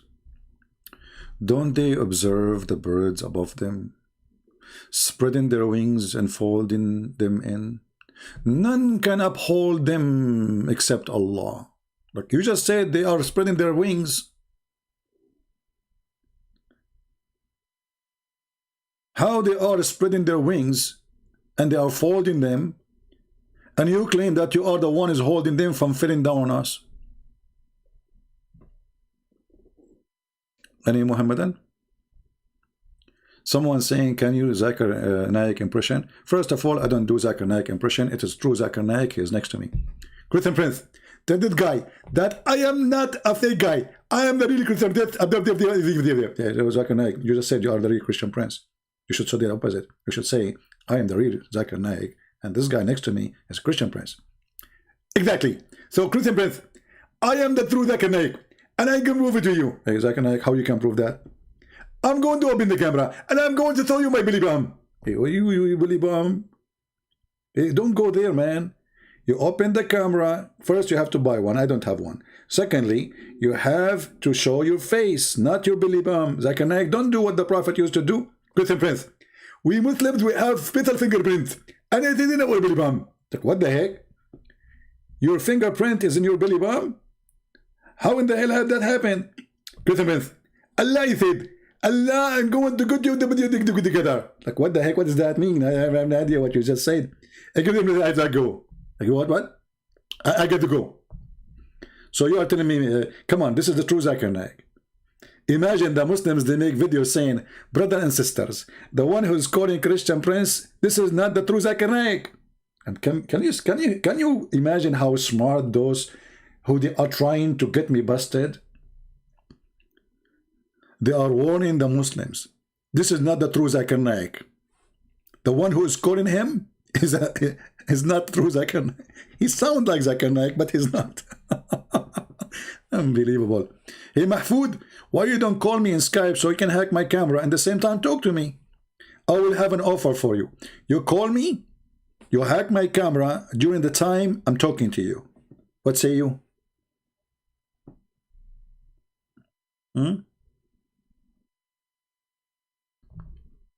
What do you think? I mean, I cannot make it better than this. And yeah, after you hack my camera and you see me, you will jump from the top of the high mountain. You wish you never saw that face. Again, you know, you go to sleep, you know, and the face of Christian Prince will appear to you. What if I put my camera in my Billy Bomb so you Muslims can write a book about it? Like you make a book about your Prophet Billy Bomb.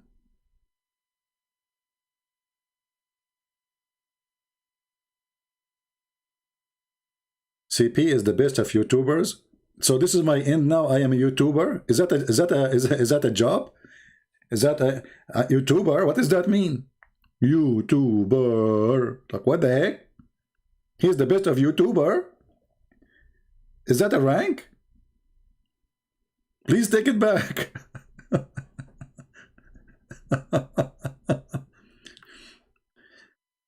We have a big man saying, hey big man, why you don't call me? You always make comment here, but you don't call. Why you don't call, big man? Be honest.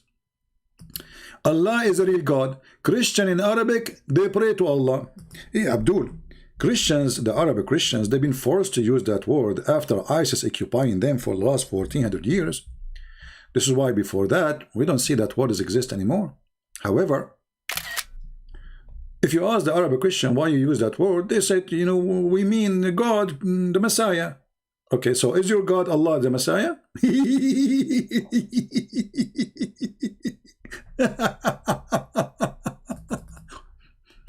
No, we don't believe in Allah. And as you see, I'm making fun of Allah. So how we believe in Allah? I am an Arabic Christian. If you don't believe me, I can show you my belly bomb. I have a belly bomb like the Prophet belly bomb. Very complicated. Like there's one knot in the right, and then there's one knot and it'll go to the left. And there's one knot behind it. You have 12 knots. Because we drive the whole world nuts.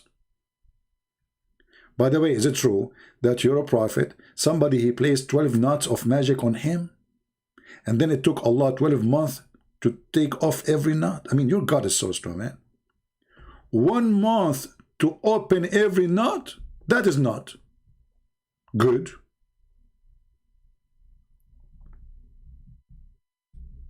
Any Abdul?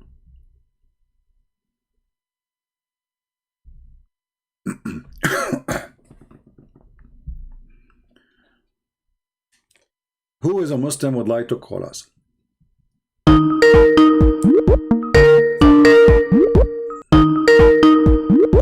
We have the gentleman, he called me before from Pakistan. Hello?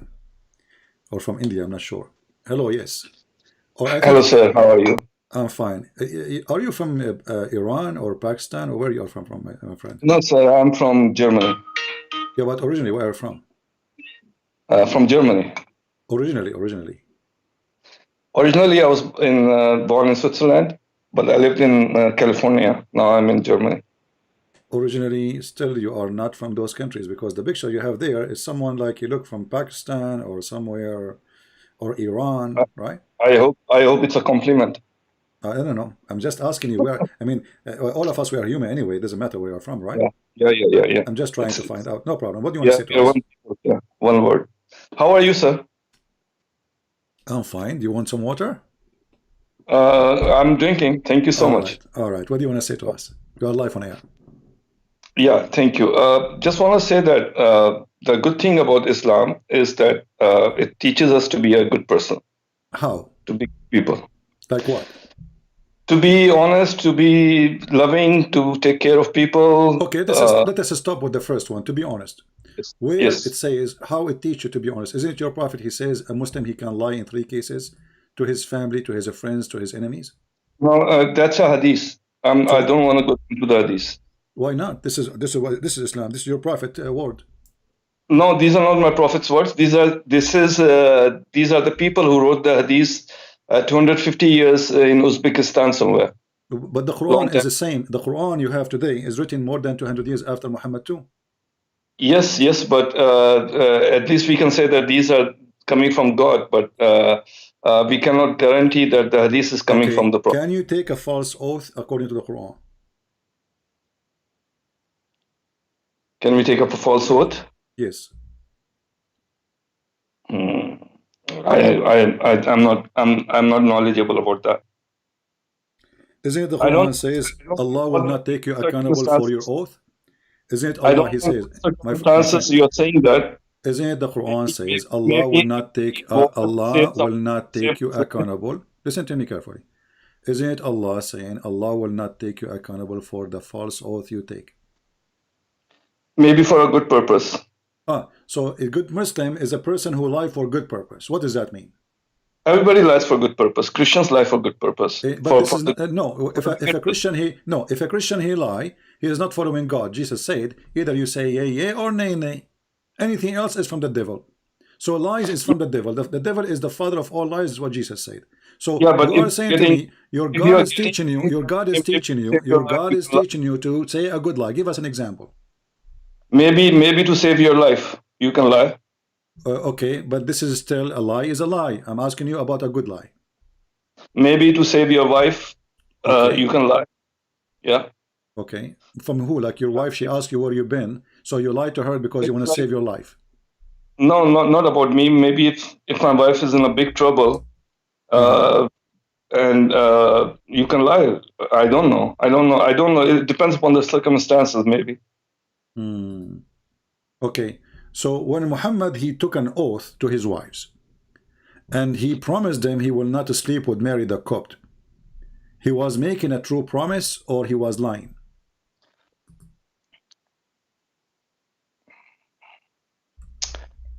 I don't know what you're referring to. But chapter 66. Okay, let's see. Let's review that chapter. Let us review that chapter. Can you it's on YouTube, sir? Yeah, let us wait it for you. In English, can you do it for me, please? Sure, we will wait for you in the English in the Quran. Thank you, sir. All right. This is your prophet taking an oath. He took an oath that he will never sleep with Mary the Copt, his slave, again. It's still in Arabic. Was he lying or he was truthful? I can only see Arabic. Yeah, now I can see English. When the prophet disclosed a matter in confidence to one of the, O prophet, this one, the number one, What the disclosure matter? What translation you are reading? What matter? Oh Prophet, no, I'm reading YouTube. O Prophet, why holdest you to be forbidden that which Allah has made lawful to thee? Okay. This is the one? Yeah. So what about this, sir? This one, your prophet, he made an oath forbidding himself from sleeping with sex slave. How do you know that? And later, it doesn't say that here. Okay, what he forbid? Tell us. Why holdest thou to be forbidden that which Allah has made lawful to thee? Something that is lawful for you. So don't be shy about that. What is that? What Muhammad, he made an oath to forbid. What is that? You know? God knows. You know, God knows. You Muslim knows. It was Mary the Copt. Go open the interpretation. You will see. He took an oath. He will never sleep with Mary the Copt again. Then Muhammad, he got horny after a few days, so he started having sex with her again. How do you know that? Because he is the one who made this verse. He said that Allah told me, why you are forbidden for you. Okay, hold on. Why it's forbidden for you? Why you forbid yourself what Allah made lawful for you? What is that? Marry the Copt. Can you show me the verse in the Quran? It says it is lawful for Muhammad to have sex with women he received not from war. But let's stick with this verse, okay? What you're telling me. There's no mention of Mary the Cook in this verse. My friend, in order to understand, okay, so is Allah making the Quran clear for you, or this is stupid then? It's a message. It's a message. What is the message? Okay, shouldn't we know now what Allah is talking about? It's a message, we got it. But Allah talking about something he forbade. So if you are saying to me, there's no way to know what Allah he forbade, or what Muhammad he forbid, and Allah saying to him, why you are forbidden? This is stupid then, because you should tell us what happened. How do we? I ask you what he forbid himself. Listen, you said. I asked you what he forbade himself from. You said only Allah knows, correct? Yes, sir. So this is stupid. So what the point of this verse then? If we will not be able to know what he forbid himself, what will we learn from it?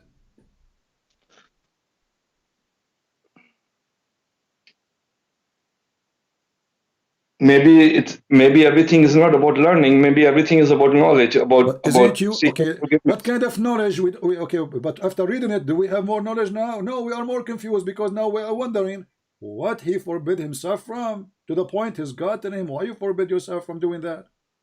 But if you read all of it, it says, but Allah is often forgiving, most merciful.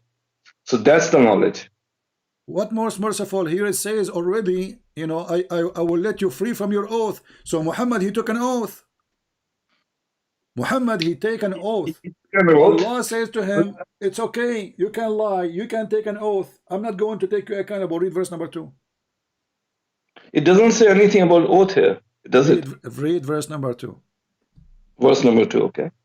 Allah has already ordained for you the dissolution of your oaths in some cases. And Allah is your protector, and He is full knowledge and wisdom. Okay, so did Muhammad take an oath? Did Muhammad take an oath and he was lying? Take an oath about what? It doesn't say that. Doesn't matter. He took an oath and now he break his oath. Allah saying to him, you can break it, you can lie. And the message is Allah is your protector, and He is full of knowledge and wisdom. Okay, that's the message. So Allah is a protector for the liar from Muhammad because he took false oath. This is what he is saying to him. It doesn't say falsehood. Well, he is saying to him, you can dismiss your oath. When a person take an oath using the name of God, shouldn't he keep his oath? This is why it's called oath. Like in certain circumstances where you have problems, Muhammad took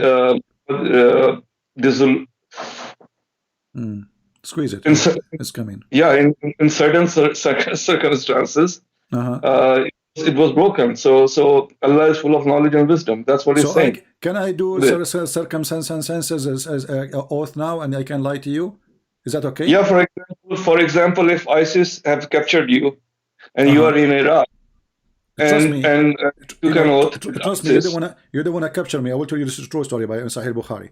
Once in Mafia, I never want to capture anyone. Yeah, I can't even this is a true story. It's a true story. One in Mafia, they captured me and they called my dad. They said, we want $3 million. My dad, he said, I will give you $3 million if you keep him there. Don't send him back. So don't capture me because you will be sorry. Now listen. Allah already ordained for you, O men, the disillusions of your oath. But shouldn't Allah say the opposite? You should keep your oath? No, because it's about circumstances, sir. What circumstances? Give us a circumstance. When we ask you what is this oath is about, you said we don't know. The full story. What? You don't know the full story. You are the Muslim and you do not know the full story. Nobody knows the full story, but the bottom line is Allah is your protector. How you can go to the bottom line if you do not know the story? How you can go to the bottom line? Don't speak about the Baliban, by the way, and you do not know what the story. No, we don't need to know the story. If we need to know the story will be revealed. It's not revealed. Okay. The only thing that is revealed is Allah is your protector. Okay, hold on. Guys, so Allah don't want to reveal the story. So why he's revealing this verse then? For what for? What we learn from this now? He's full of knowledge and wisdom. That's what he's telling us. What knowledge? That's why he revealed this. What knowledge? Is it knowledge that God, he says to you, you can use my name in vain and you can lie using my name, take an oath to people? No, it's not saying that you can use my name in vain. It says you can, you forget about your oath. Don't worry about it. Allah has already ordained for you. To Muhammad, I'm giving you a license to lie and use my name in vain.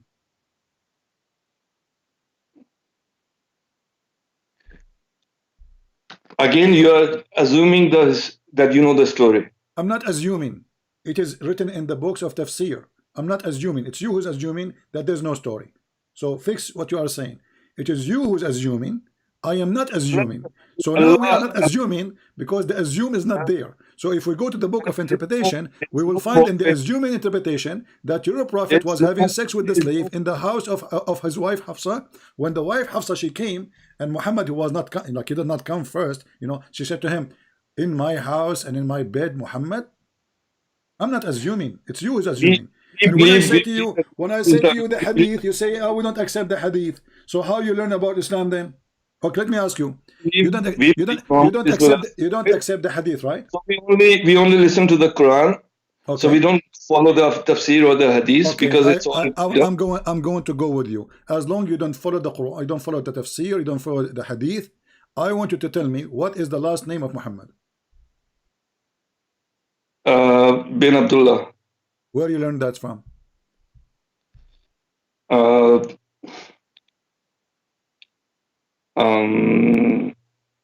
From the hadith.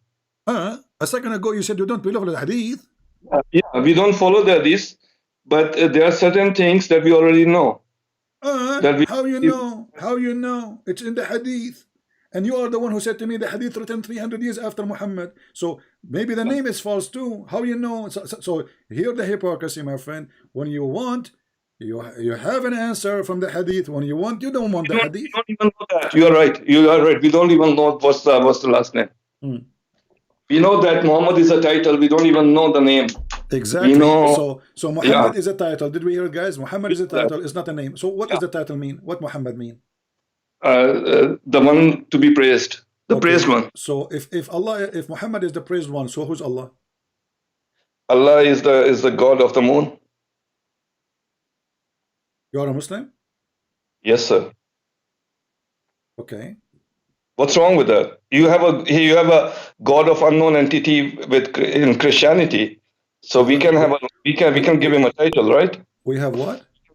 Our God a title. We can call him the God of the moon if we want. Okay, well, the Quran says that. Actually, I agree with you, but I'm surprised that you deliver that so easy. You deliver that so easy. Can you take Shahada just to be sure that you are a Muslim, you are not a fake Muslim? Yeah, La ilaha illallah Muhammad Rasulullah. Well, what does that mean? There is no God but Allah, and Muhammad is the Prophet. Why you are associating the name of Allah with the name of Muhammad?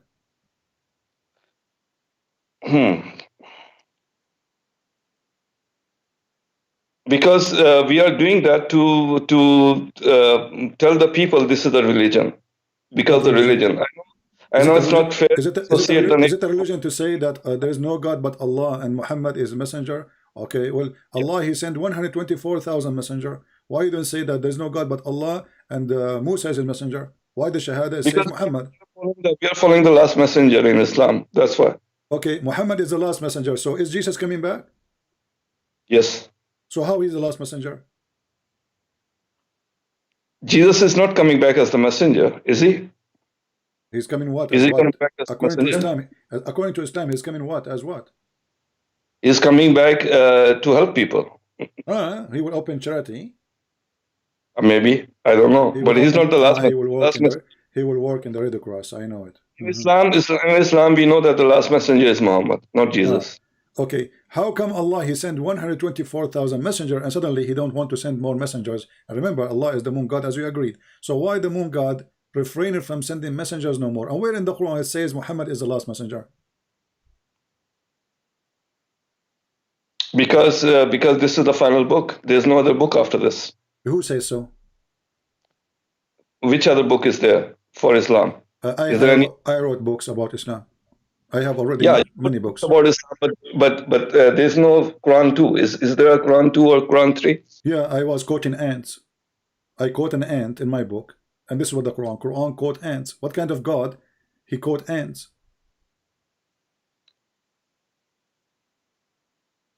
What's wrong with that? What's wrong? So how this Quran is the final message?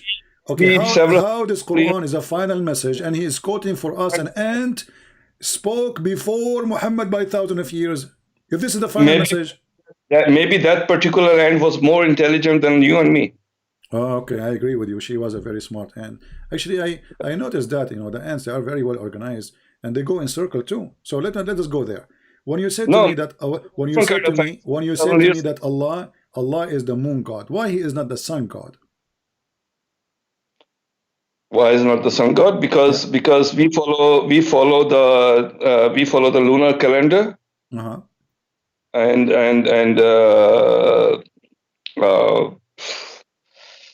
it's not that it doesn't mean that he's the god of the moon. Do you understand that? It's just a title.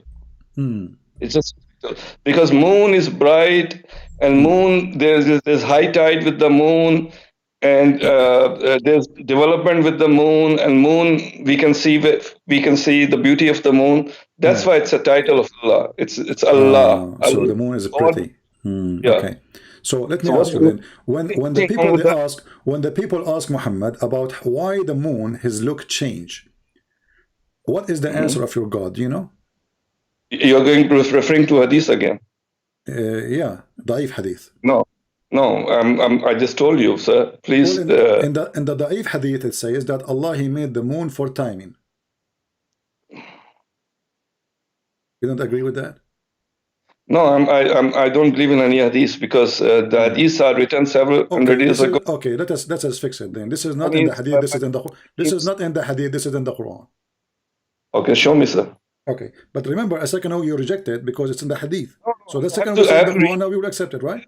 And I'm following you. I'm following you. I'm not. No, you're not following me. You are fooling me, trying supposedly to fool me. I said to you, Allah, he says that Allah created the moon so people they can know the timing. I said to you, I said to you, this is in the hadith. You said I don't accept hadith, and now I'm saying to you, but this is in the Quran. Now what we will do? Do you accept it or not? I accept it. Show me. But how come you're not accepting the hadith then? No, show me the Quran. Okay, chapter 2, the chapter of the cow. I don't know if you're a Hindu. You used to be a Hindu before. Chapter of the Hindu. Chapter of the Hindu, verse 189. Yeah. Yeah. The Hindu chapter, verse 189. So what's wrong with this hadith? What's wrong with this verse? Because this is not the reason that the moon look changed. What does this have to do with the timing? The moon changed the look of it because of the timing? No, that the moon changes and the days change with the moon, and after 15 days the moon disappears. They are asking him. They are asking him concerning al-ahilla. You see, the moon translation says the new moons. Ahilla simply is the crescent moon. How the moon changed the size, because all what they see the shape of the moon is changing. So they are asking him why it's happened like this. Why the shape changed? So he come with the answer saying, oh, because this is how Allah he made timing. Yeah, it changes with different days. The shape of the moon. But the shape of the moon never changed. The moon, the color of the moon changes. No, nothing changed in the moon. This is nothing changed in the moon. The moon never changed. The way we see it, it changes, yeah, from Earth. Okay, but the one is answering is Allah. Do he see it differently? No, he's talking to us. He's talking to us. He's telling us that it changes for your timing.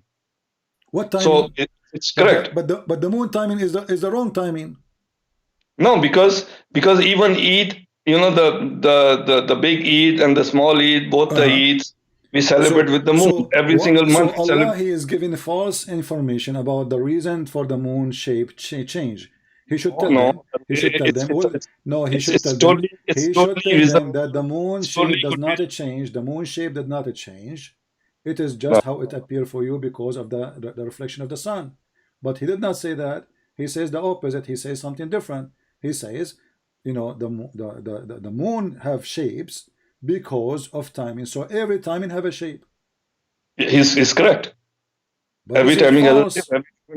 Every different. The moon did not change his shape. But he's not talking to the people of Mars. He's talking to the people of Earth. So what? He's God. That's why they are asking him, because they don't know. They're trying to find out. God is talking to the Earthlings, to the humans. Okay, I see. Okay. Nothing wrong here, sir. Okay. So Allah, the moon God, yet he do not know that the moon shape is not changing. No, he knows. He knows. So why he did not say so? He knows the moon shape changes. Why he did not say? Why he did not say so? That it's connected with the timing. Why he did not say so? Why should he? Why he has to tell us that? Because they asked him. Because they asked him. No, they ask him about the timing. He's telling us about the timing. No, I did not ask him about timing. They asked him what is the moon shape concerning the moon shape of the moon. Does it say that they are asking? Do you see the word timing there? Ask thee concerning the new moons. Okay, the new moons. Okay, the new moons. If there's a new moon anyway, if there is a new moons, if there is a new moons. Yeah. Huh? The new moon appears after the disappearance of the previous moon. How many moons we have? We have one moon, but there's another. So why in the verse it says they are asking you about the new moons? There's another asteroid that we discovered like a few weeks ago that's circling the Earth, so that's another moon. No, they are asking him about the moon they see. They are asking him, don't go there about discover. This is about the time of Muhammad. This is the moon they see in the sky. And those Arab, they think that those are not one moon because they look different. So they are asking him about Al-Ahilla, new moons. So they believe that there are many moons. Moon and the new moon and means the new moons. Not a new moon, it's a new moons. The old moon that disappeared plus the new moon that appears, the crescent moon, means the new moons. You have to be. But here it doesn't say that. It says they are asking him about the new crescent moons. So they are crescent. There are many of them. Did he deny that there are many? Did he say they are one? He said no. He said they are many. He agreed with them, and he said this is because I made them this way for timing. So your God, he believed there's many moons, each one of them in different shape. He didn't say there are moons. It says in front of you. Does it say moons in front of you? Yeah, moons means the old moon that disappeared and the new moon that appeared. Okay, new moon will be new moon, not the new moons. Sir, it's all about grammar and all of that. You know, this is not about the grammar because the Quran is a language anyway. So if the grammar is wrong, your God is wrong. Don't tell me it's a grammar now. So if it's saying the new moons, if you are saying, oh, it's talking about the old moon, so the new moons are appearing now? New moons? Maybe it's not the moons, maybe it's the moon. Who knows? Now we go to maybe. So now we jump for maybe. How are you doing with maybe? Are you good with maybe? Are you good with maybe? Are you a specialist with maybe? No, I'm saying it's the new moons. Yeah, here it says it's the new moons. How many moons appear with the new moon? You said your explanation saying there's an old moon, there's a new moon. So there's a new moon, not a new moons. When I read this verse in English with the new moons, that's how I'm jumping to this conclusion. But maybe it says new moon instead of new moons. No, it doesn't say here. It says in Arabic, Al-Ahilla. Ahilla is moons, crescent moons, specifically crescent moons. not moon only. It's a crescent moon. Al-hilal, al-ahilla. Ahilla is a plural word of hilal. So they are asking him about the many crescent moons. Why there are many? He said, well, I made them this way for timing. But this is a very false explanation. Okay, so it's just the plural and the singular thing that you are objecting about. No, the word in ahilla mean. Are there two moons? My friend, ahilla is not just a word. You like in English, you add s, you make it a plural word. No, ahilla is a word for many crescent moons, many. So this is not an s we are adding at the end. You're talking about the new Arabic. You were not born when people used to speak the old Arabic at that. Who said so? I am born long time ago. Who said that to you? I was born before Muhammad. Prove me wrong. Do you know when Muhammad was born? Do you know when Muhammad was? Do you know when Muhammad was born? Yeah, in the 7th century. Who told you that?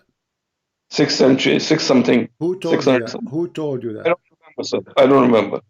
Who told you that? You don't remember? So, 600. but you are the one who said you follow only the Quran. Yeah, I'm only the Quran. Nobody knows. Nobody knows these things. Okay. So what do you know? So what do you know then about Islam? So if nobody knows who is Muhammad, nobody knows where when he was born, nobody knows what his father name, nobody knows what his first name, nobody knows. Okay, you told me that his first name is a title, it's not real name. So what is the real name of Muhammad? You don't know. Why should we know his father's name? Maybe it's because maybe it's a joke, maybe it's a lie, maybe it doesn't exist.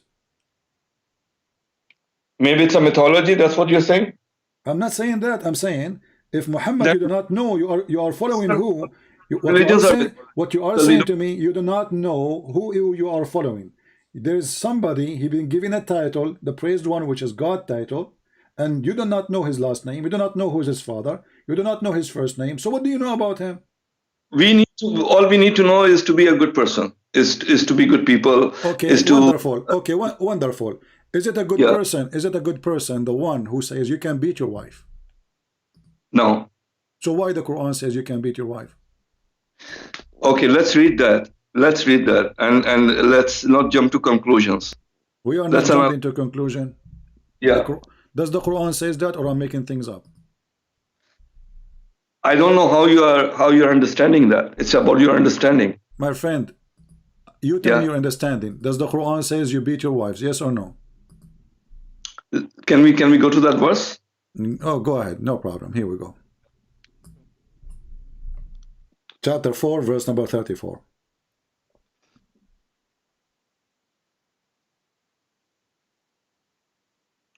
Wait 1 second. Hold on. It's not coming yet. Pictal, yeah. I see Pictal. Okay.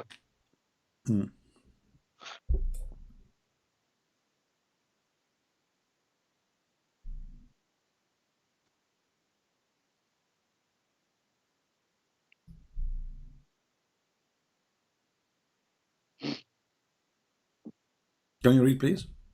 Yeah, men are in charge of women. Okay. Because Allah has made the one of them to excel the other. And because they spend of their property. So good women. So is it a good to teach that the man he been given the authority just because he spent some money on a woman, why she is a whore?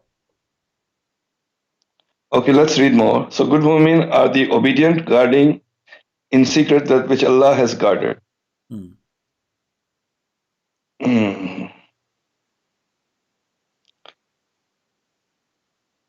Continue. As for those from whom you fear rebellion, admonish them and banish them to pass apart and scourge them. What's the meaning of the word rebellion? Rebellion is a woman, let's say you say to her, can you make me tea? And she say, okay. You know, she is not jumping right away to do it. There's a war, there's a rebellion. What is rebellion? Rebellion is something deeper than that. It's not about tea. Is it a rebellion? Rebellion is someone who is sleeping around or stuff like that. That's rebellion. Sneaking around. I will go with you. So sneaking around or doing something really bad. That's rebellion. All right. So are you sure? Are you sure that the word rebellion here mean that this is a bad person? The word rebellion means this is a very bad person, of course. Thank you. So your prophet here was rebellion too. Here we go. We go to the Quran. We will find the same exact word in Arabic describing your Muhammad. And remember, you are the one who said this word mean a very bad person. So how come your prophet, he is a bad person according to you? Okay, and show it's me. Okay, and nobody will beat him. Here we go. Chapter Show me 4, that. the same chapter, chapter 4, verse 128. Chapter 4, 120. I don't see it yet. Hold on. This is the word in Arabic. Yeah, but rebellion. وَإِنْ إِمْرَأَ خَافَتْ مِنْ بَعْلِهَا نُشُوذًا. This is the same word was translated in the other hadith, other translation as rebellion, just to show you the hypocrisy of the Muhammadan. This is exactly the same word. There are some rebels who are rebelling for a good hold cause. on. You a second ago you said to me rebellion is a bad person. Now it's a good cause. But this is but he is rebellion. He is rebellion to his wives. He is rebellion to his wives. He is rebellion to his wives. He is rebellion to his wives. So here it's talking about the bad people. Yeah, it's talking about the wives. It's talking about beating. here is talking about your bad Muhammad. This is verse 128, the same chapter. And Let's read this. If a woman fears the cruelty of this distortion on her husband, part there is no sin of them if they make a term peace between them themselves. Okay, what is that story? Is about Sauda bint Dama. She was an old woman. She is a wife of Muhammad. Muhammad didn't want to sleep with her no more. Muhammad will divorce her. Hold on. So now Muhammad became rebellion. He don't want to sleep with her. The woman, she have no fault. She is still his wife. Why do you want to sleep with her?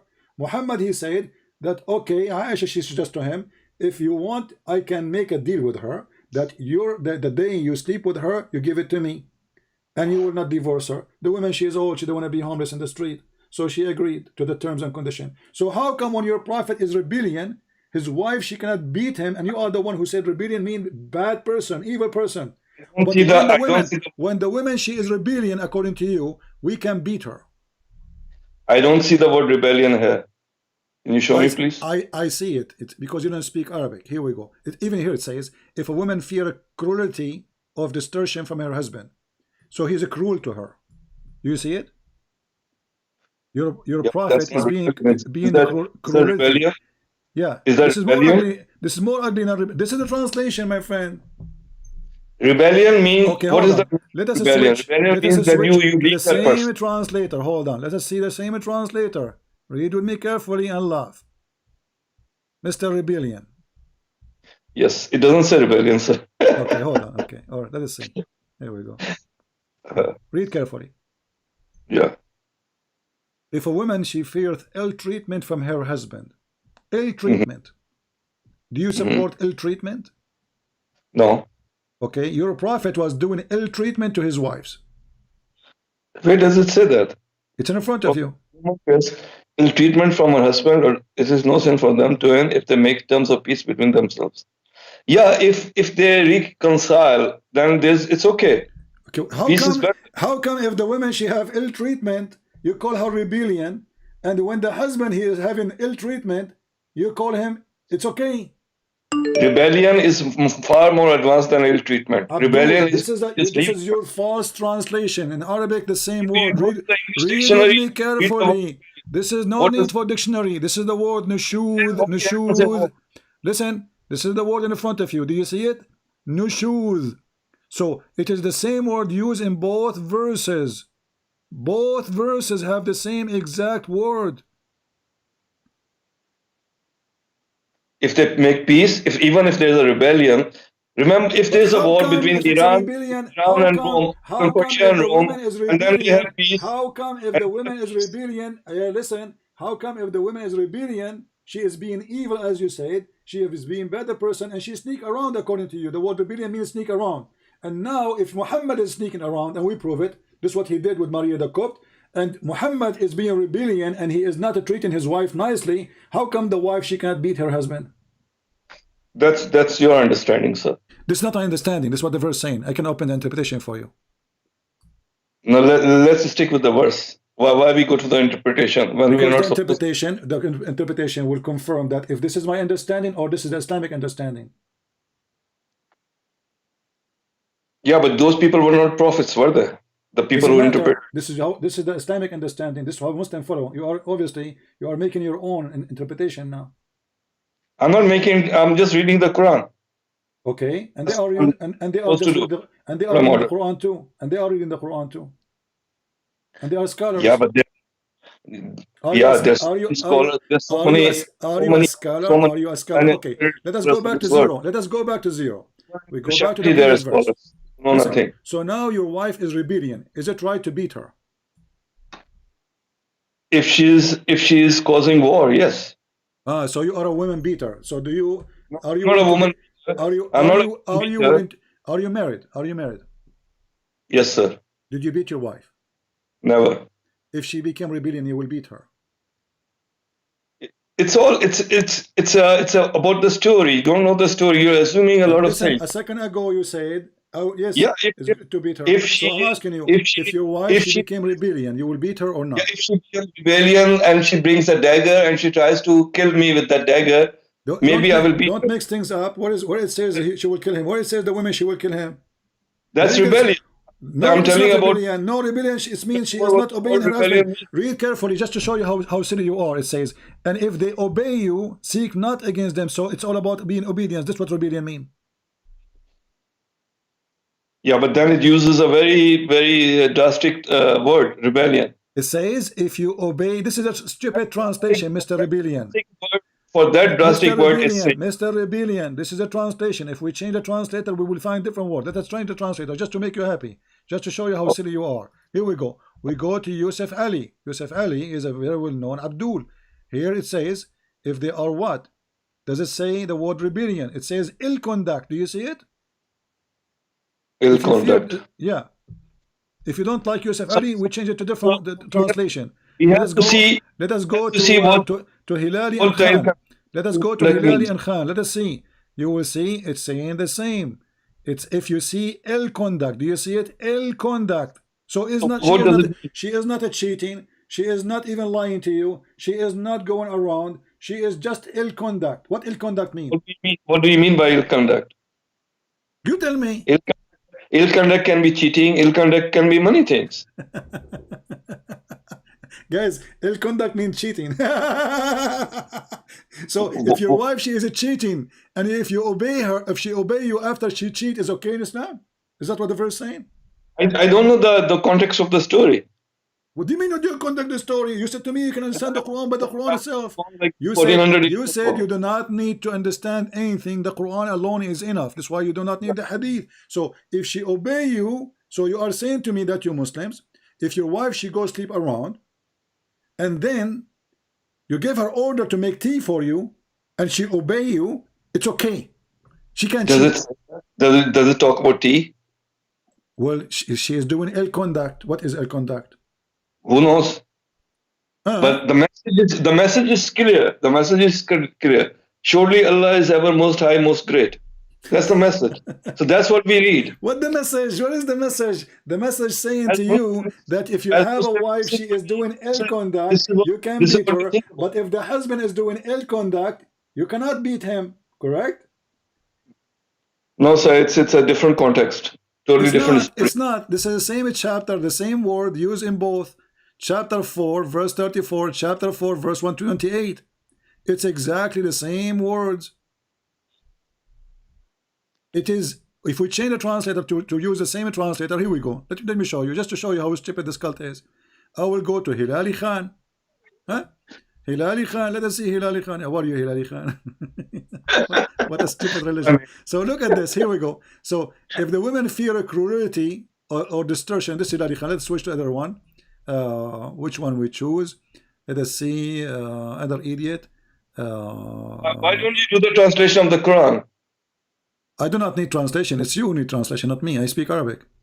No, if you think these are all wrong translations, maybe you should do the translation also. Well, can you read in Arabic? Okay, let us read in Arabic then. What do you want? For us people who don't know the it's not my fault. It's not my fault. You are a Muslim who pray to Allah in Arabic, but you don't know Arabic. Who is the stupid here? Aren't you a person who pray to Allah 5 times in Arabic? Yeah. Okay. So how come you do not know Arabic? We just It's coming. we just don't need to know what it's saying. What do you mean to know? If you do not know what you are saying, you just said you do not know Arabic. So how you pray in Arabic, but you do not know what you are saying? Don't know what it's saying, but we get the message. How you can get the message if the message have to be in Arabic? Allah knows what it's saying. We don't need to know what's saying. We just got the. Okay, so how you can follow the message if you do not know what it's saying? The message is to be a good person. That's the message. What the heck? Where you heard that? If you do not know how to read the message, how you can know this is the to be a good person? Okay, let's go with good person. Let's go with a good person. Okay. Yes. Is it a good person? Is it a good person that there is a guy? He say I'm a prophet, and if there is a females they like to have sex with me, they can come to my door. Is that okay? Maybe there's something hidden there.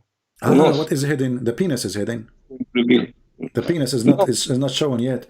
What is hidden? When a person he says I am a prophet. When a prophet he says I am a prophet of Allah, and Allah told me any Muslim women she like to do boom boom with me, my doors is always open.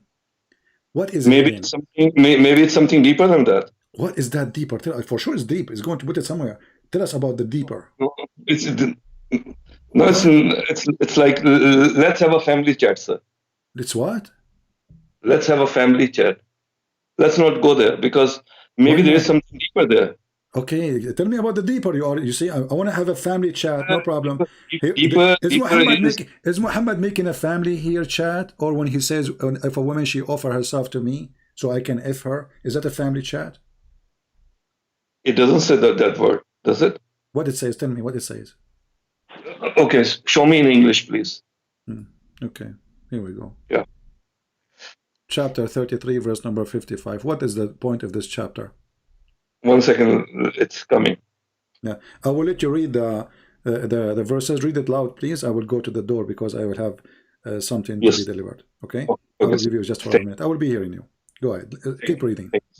Thank you. 1 minute. It's coming.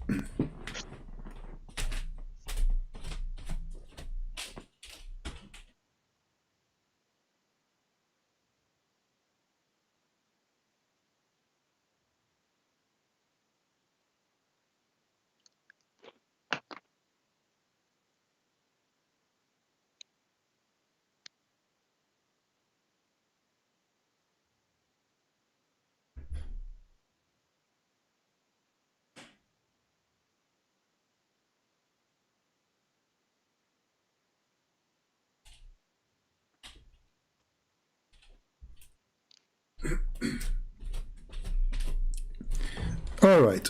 Yes, so I read it. The conclusion now you received from this verse. The deeper meaning might be the message of God. What? This is the message of God? Yeah, message of God. Okay, the message of God, you can have sex with this and this and this and this and this and this and this. Okay, I want you to start reading from the beginning. It says here, we have made lawful for you your wives. Don't you think this message is too late? Already they are wives. Okay, good. Lawful for you your wives. What do you mean good? What do you mean good? What do you mean good? The guys already have 13 wives at least. And now you are telling him, we made lawful for you your wives?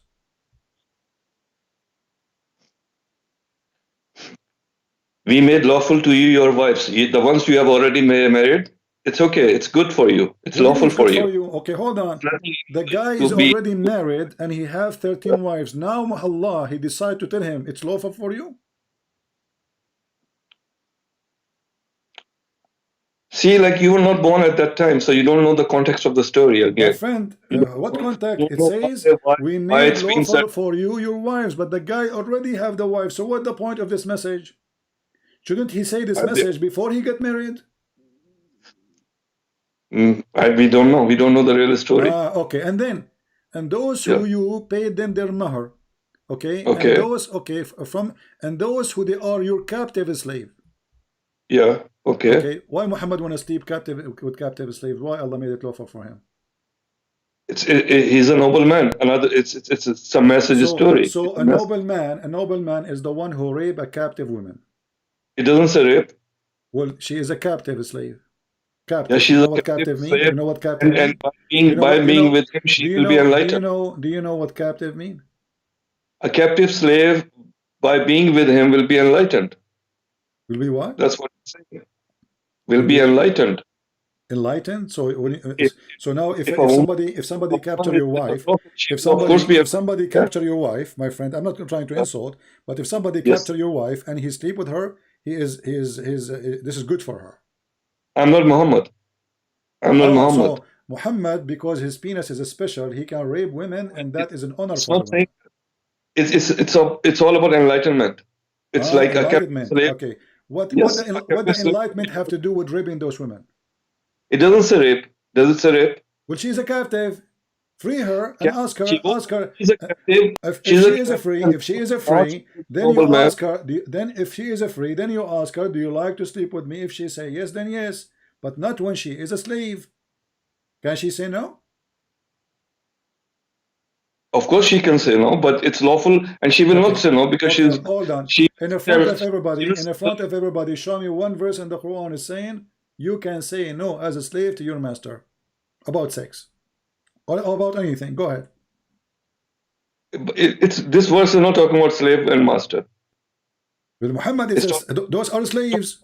Unfortunate people. It says your right hand possess. Your right hand possess. Yeah. So Muhammad now already have 13 wives.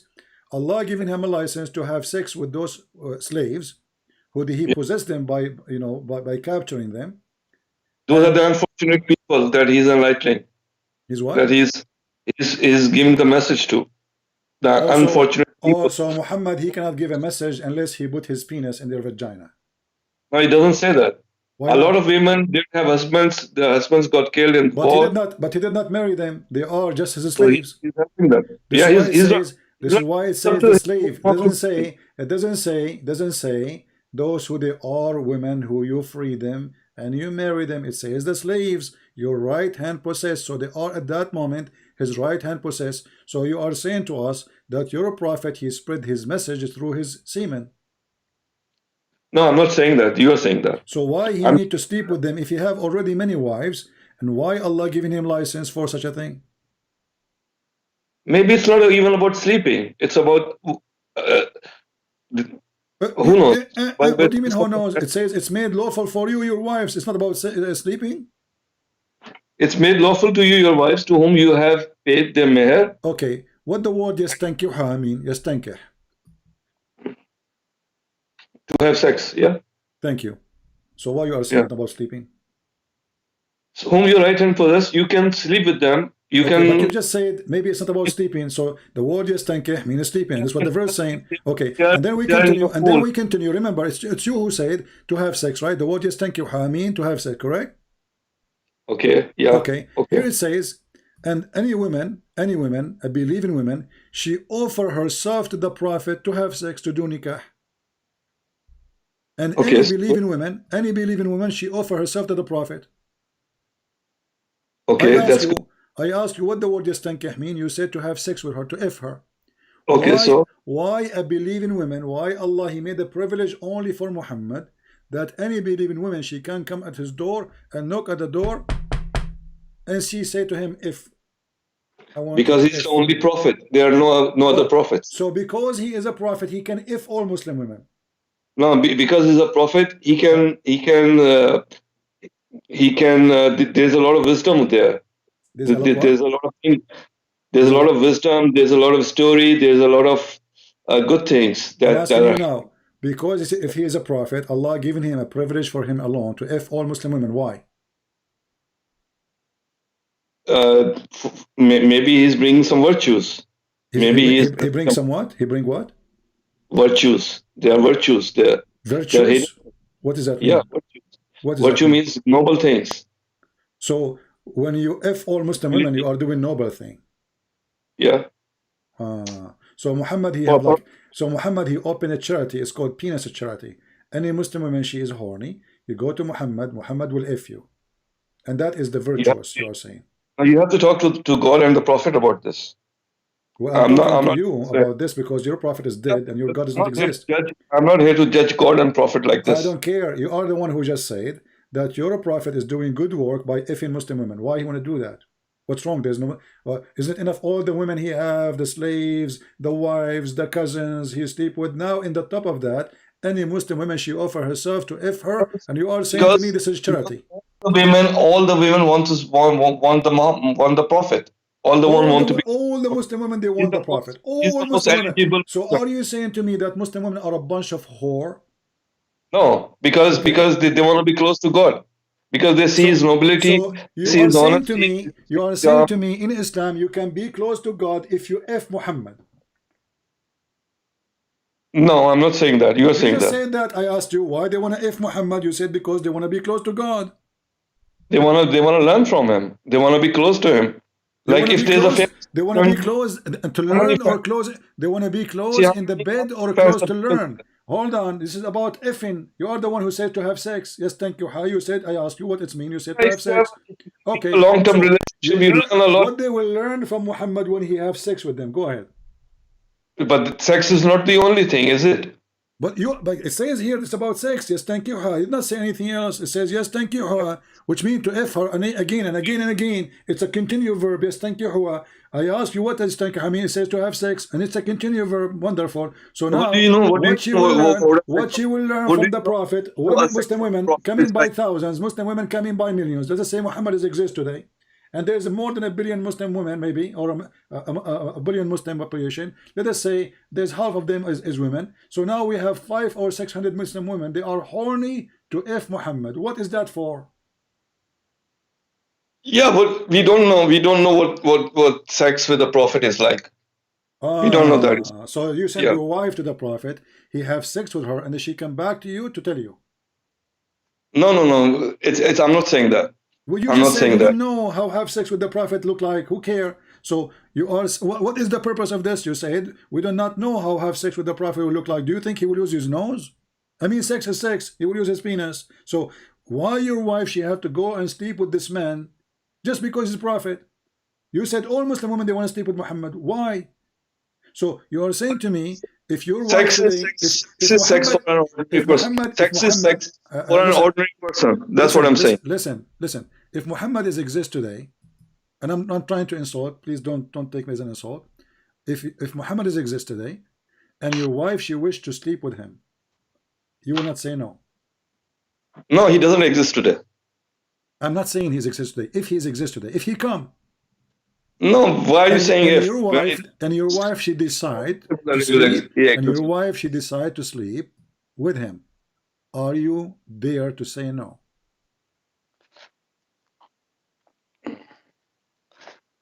Which husband said yes? Who was the husband at Muhammad's time who said yes? Any believing women, and you are the one who said to me, all Muslim women they like that. So if your wife she like to sleep with the Prophet, according to Islamic books, it says if the Prophet his eyes fall into a woman, her husband must divorce her immediately, so the Prophet he can F her. That's not in the Quran. I don't care. This is the understanding of Islam. And you agree. You just told me all Muslim women at that time they want to sleep with the Prophet, correct? Yeah, like women are like that. Don't you know that? Women, so Muslim women when they see so Muslim women at that time, according to you, when they saw Muhammad, all of them they want to F him, and nobody want to. So all of them they will cheat their husbands. No, it's the nobility of the man. He's God's man. He's God's man. He's not an ordinary person. Okay. It's not an ordinary sex. The God man in Islam is the guy who sharp his penis. He want to F every woman believing in him. This is the God man in Islam. No, you're reading this out of context. He's a very said that to me. I'm asking you why all Muslim women they want to sleep with Muhammad. You said because he's a God man. So you are saying to me that God man in Islam have a definition. Because he's a God man, all believers who follow this God man, they want to F this God man. Yeah, because it's very attractive to be close to the God man. So by Fing Muhammad, you became closer to God. Maybe. Who knows? Only God knows. So only God knows. So let me ask you then. If your wife she go and sleep with Muhammad, that will make her close to God, and then you sleep with your wife, that will make you close to Muhammad, correct? But it doesn't say married believing woman. It doesn't say married believing woman. It says believing women. It doesn't say married believing women. Yeah, it's open license for everybody. Yeah, but it says believing women. It doesn't say married believing women. Does it say single women? No. Yeah, but it's you are assuming that it says No, I'm married not women. assuming. I'm not assuming. This is why I said to you in your Islamic explanation says, if the prophet his eyes fell into a woman, let me say if something you're to a you. prophet his eyes fall into a woman, her husband must divorce her, so the prophet he can f her. And Let me say something. I can show you the reference right now. You're reading the religion with logic. There's no religion in the world based on logic. Okay, that's the so problem. you are saying to me this. So what is the logic behind that? If you sleep with Muhammad, you will become closer to God. Okay, nothing to do with logic. Okay, no logic, no logic. So why you are saying to me then the reason that women they want to sleep with him because they want to be close to God? If there's no logic, we don't know. We don't know what the story is about. We were not there at that time. We didn't see it. But you are telling me now that the women they want to sleep with Muhammad because they want to be closer to God. Most women, I would say, are attracted to famous and big people, right? Rich people, famous people, big people. Okay, so Muhammad. Okay, so Muhammad is Muhammad get talent, and now Muhammad because he get talent, all Muslim women they want to have sex with him. This is what you are saying. All believing women might wanna jump to him. Yeah, so some of them might. Okay. So well, what's, I don't know. yeah. Is your wife next to you? Is your wife next to you? Do she feel like she want to jump on Muhammad? No, she's married to me. It doesn't say married believing women. Does it say that? No, it That's says what that. It says a woman, which means women married and single. They are welcome. It doesn't say this. Why it doesn't say single women? Why your prophet did not say single women then? So why he didn't say married women then? Because all of them both are welcome. Because both of them are welcome. We assume because hold on. of Now, that they must be single. Okay, now women they offer themselves to your prophet to if them. Then Yeah. your prophet he made this verse. Because all the women are coming to his door, so that's the verse. That's how the verse came. Okay, let them come in. That's okay. They were coming in droves. They just wanted to be close to the prophet. Everybody wants to be close to the prophet. So that's why how the verse came. Okay, let them come in. Yeah, well, that's very nice of Allah.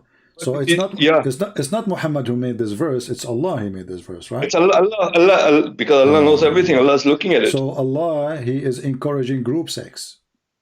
No, Allah, He doesn't say that. Again, it doesn't say that. All of them they are welcome. You are the one who just said all of them they are welcome. Yes. Yeah, you're welcome. Come on over. Yeah. Okay, coming over. It doesn't say group sex. It says a group sex because it says all of them they are welcome. All of them they are welcome. Maybe for a prophet that's okay as well. Who knows? What Allah has in his hands. How many you think every day Muhammad? How many women they will knock at his door to f him every day? Maybe 1 million. Maybe so what's wrong? So how Muhammad will have sex with them without being having He's group not sex? an normal person. He's not an ordinary man. He's not what? He's not an ordinary man. So he can f 1 million women in one day? Maybe. Who knows what he can do? Yeah. What his power is. You know what? I can do 999,000 million. 1 million is too much for me, to be honest with you. This is too much, really. I don't think I can. I don't think I can have that number. Because if you talk to me about Christianity, then it's even worse. Much more worse. Like what? And if you go with the logic, it's even so terrible that I can't even tell you. But we don't follow any religion. We don't follow any religion with logic. That's deep. Okay, let me ask you. So Muhammad, after I make Muhammad, after he made all those verses, after Muhammad he made all those verses about effing, was he able to F anyone? Oh God, you're still there. I'm still there. Are you? I'm here. You are. Yeah. Okay. Ask me. After all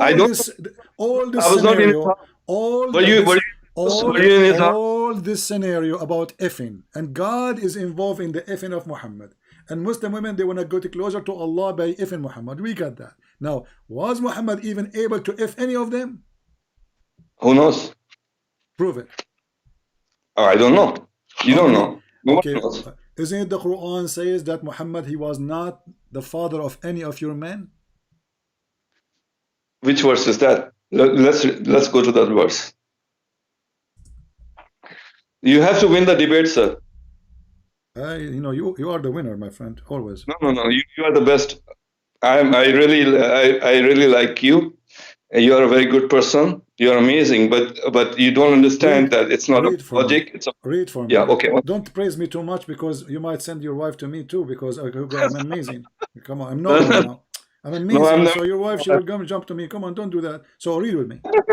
Chapter Okay, 30, chapter 33, verse number 40. Yeah. Muhammad is not the father of any man among you, but he's the messenger of Allah. Okay, so Muhammad, he spent his life effing women, or he was effing nothing. There is a purpose. Allah knows the purpose. Why is not the father of any man? Allah knows the purpose. Muhammad, so what is the purpose of all women to F him if he cannot even have sex? Maybe he doesn't want to produce any children. Like, maybe Allah is not in Allah's plans. What do we know? Maybe the guy, he is he is effing all women, and after all this effing, okay. So don't you think that Muhammad was maybe doing it in the wrong location, maybe in their nose? No, that's I don't know what to say. What? I mean, after all this drama and God write articles, women, they offer themselves, the women, they are lined up in the door. Take me, prophet, please look at my boobs, look, they are so big, look at my skirt, my legs, they are so nice. And women, they are fighting over Muhammad. And now after all of this, the guy, he could not even have a baby? It's not in Allah's plans. It's what? To have a baby. It's what? It's not in Allah's plans to have a baby for Muhammad. So it's Allah plans to make Muhammad penis happy, but he could not make him happy to have a baby? Which one is more important? It's in Allah's plans to satisfy the women, to make them happy, to spread the religion, to spread the message, to make them, bring them into nobility. Well, I know that you don't believe in the hadith, but the hadith confirm that Muhammad, he cannot satisfy the women. And this is the point in front of you. Hold on. You're a prophet wife. You're a prophet wife. You're a prophet wife, she said. Does the women, hold on. You're a prophet, Abdul, listen. You're a prophet wife, she said. Does women get this charge? It's hadith. It's hadith. Who would write a hadith like that? Imagine how crazy that person is. Someone who's writing something like that. Imagine his thing. I will tell you who will write a hadith like this. Muslim idiots. Yeah, I agree with you. But all of you are idiots. I agree with you. Okay, so now what is my problem? Your wife a prophet, she said that. Your wife prophet, she said, how in the world a woman gets a discharge? That means Muhammad, he was never able to make her come.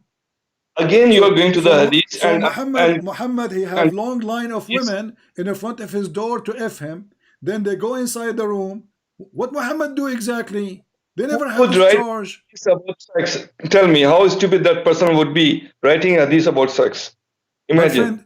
My friend, he is a stupid or the one who made the Quran, because the Quran is about sex too. We just showed you a verse about women lining up to F Muhammad, and you did not see that as stupid. So how come this one is a stupid and the Quran is not? That's about message. What message? It says to F her. I ask you what the word is. I ask you what the word is. Thank you, Hameen. It says to have sex. So now this is message. Yeah, maybe there is, maybe just a touch can deliver a message. Who knows? Okay, listen. Yeah. When Muhammad wife, she's saying, how in the world women get discharged? Don't you think there's a mystery is exposed here that Muhammad, he is in this ability to do boom boom? No, after 300 years, who would know? Okay, let us book the dot together. Muhammad could not have sons. The Quran confirmed that. Muhammad, he didn't have sons. The Quran confirmed that. Correct? Listen, the Quran confirmed that he don't have sons. Do you agree? Yes. Okay. And now we look in the hadith that confirm the Quran that Muhammad, he cannot do it. Because they are reading the Quran and they are coming up with their hadith. They make it up by reading the Quran. It's not confirmation. Okay, let me ask you, how many times you pray a day? I know it's 3 in the Quran and 5 in the Hadith. Okay, why you pray 5 times then? I don't know. It's a custom. It's a tradition. It's a cultural thing. It's followed that way because of the custom, because of the tradition. So you Muslim, you don't follow the Hadith. I'm not denying it that Muslims do follow the Hadith. But hadith you don't know which ones are fake and which ones are good, because they are about sex, they are about terrible things, they are about stupidity. So let's leave all of them, because if you one mentioned to me the word stupidity, let us go with the word stupidity. Is Allah is smart or stupid? Allah is the God, Allah is smart, of course. All right. Where we can find the location of the sunset? The location of the sunset? Yeah. Okay, we can find it everywhere. Okay, so why Allah says that there's a messenger of his, he went and he found where the sun, the place where the sun set. Zulqarnain, you're talking about Zulqarnain. Yeah, what's Zulqarnain mean? Do you know? Alexander the Great, the man with the two horns. Okay, the man with the two horns. Have you ever heard of a guy, his name, the man with two horns? No, because the Romans had these helmets. So the Arabs. How we know first that he's a man? How we know that he's a man? I don't know. So why you are saying the man? So why you are saying the man? Because the Arabs used to say of the Romans, that's how because they used to have helmets with the two horns. But you said that you follow only the Quran. Yeah. Okay. I'm talking about history, you know. Right. I'm not talking about hadith. History. Yeah. Okay. So now it says this guy, they asked Muhammad about Zulqarnain. Yes. Allah told him, I will tell you something about his account, which means his story. Surely we establish him in the land, and we grant him the means of an access for everything. So Allah gave him those things, right? Right. Okay. And then he followed a course, which means a way, a direction, until when he reached the place where the sun set. Where is that? Everywhere. So what the Quran is saying? Because he was traveling during the day. What? He was traveling during the day.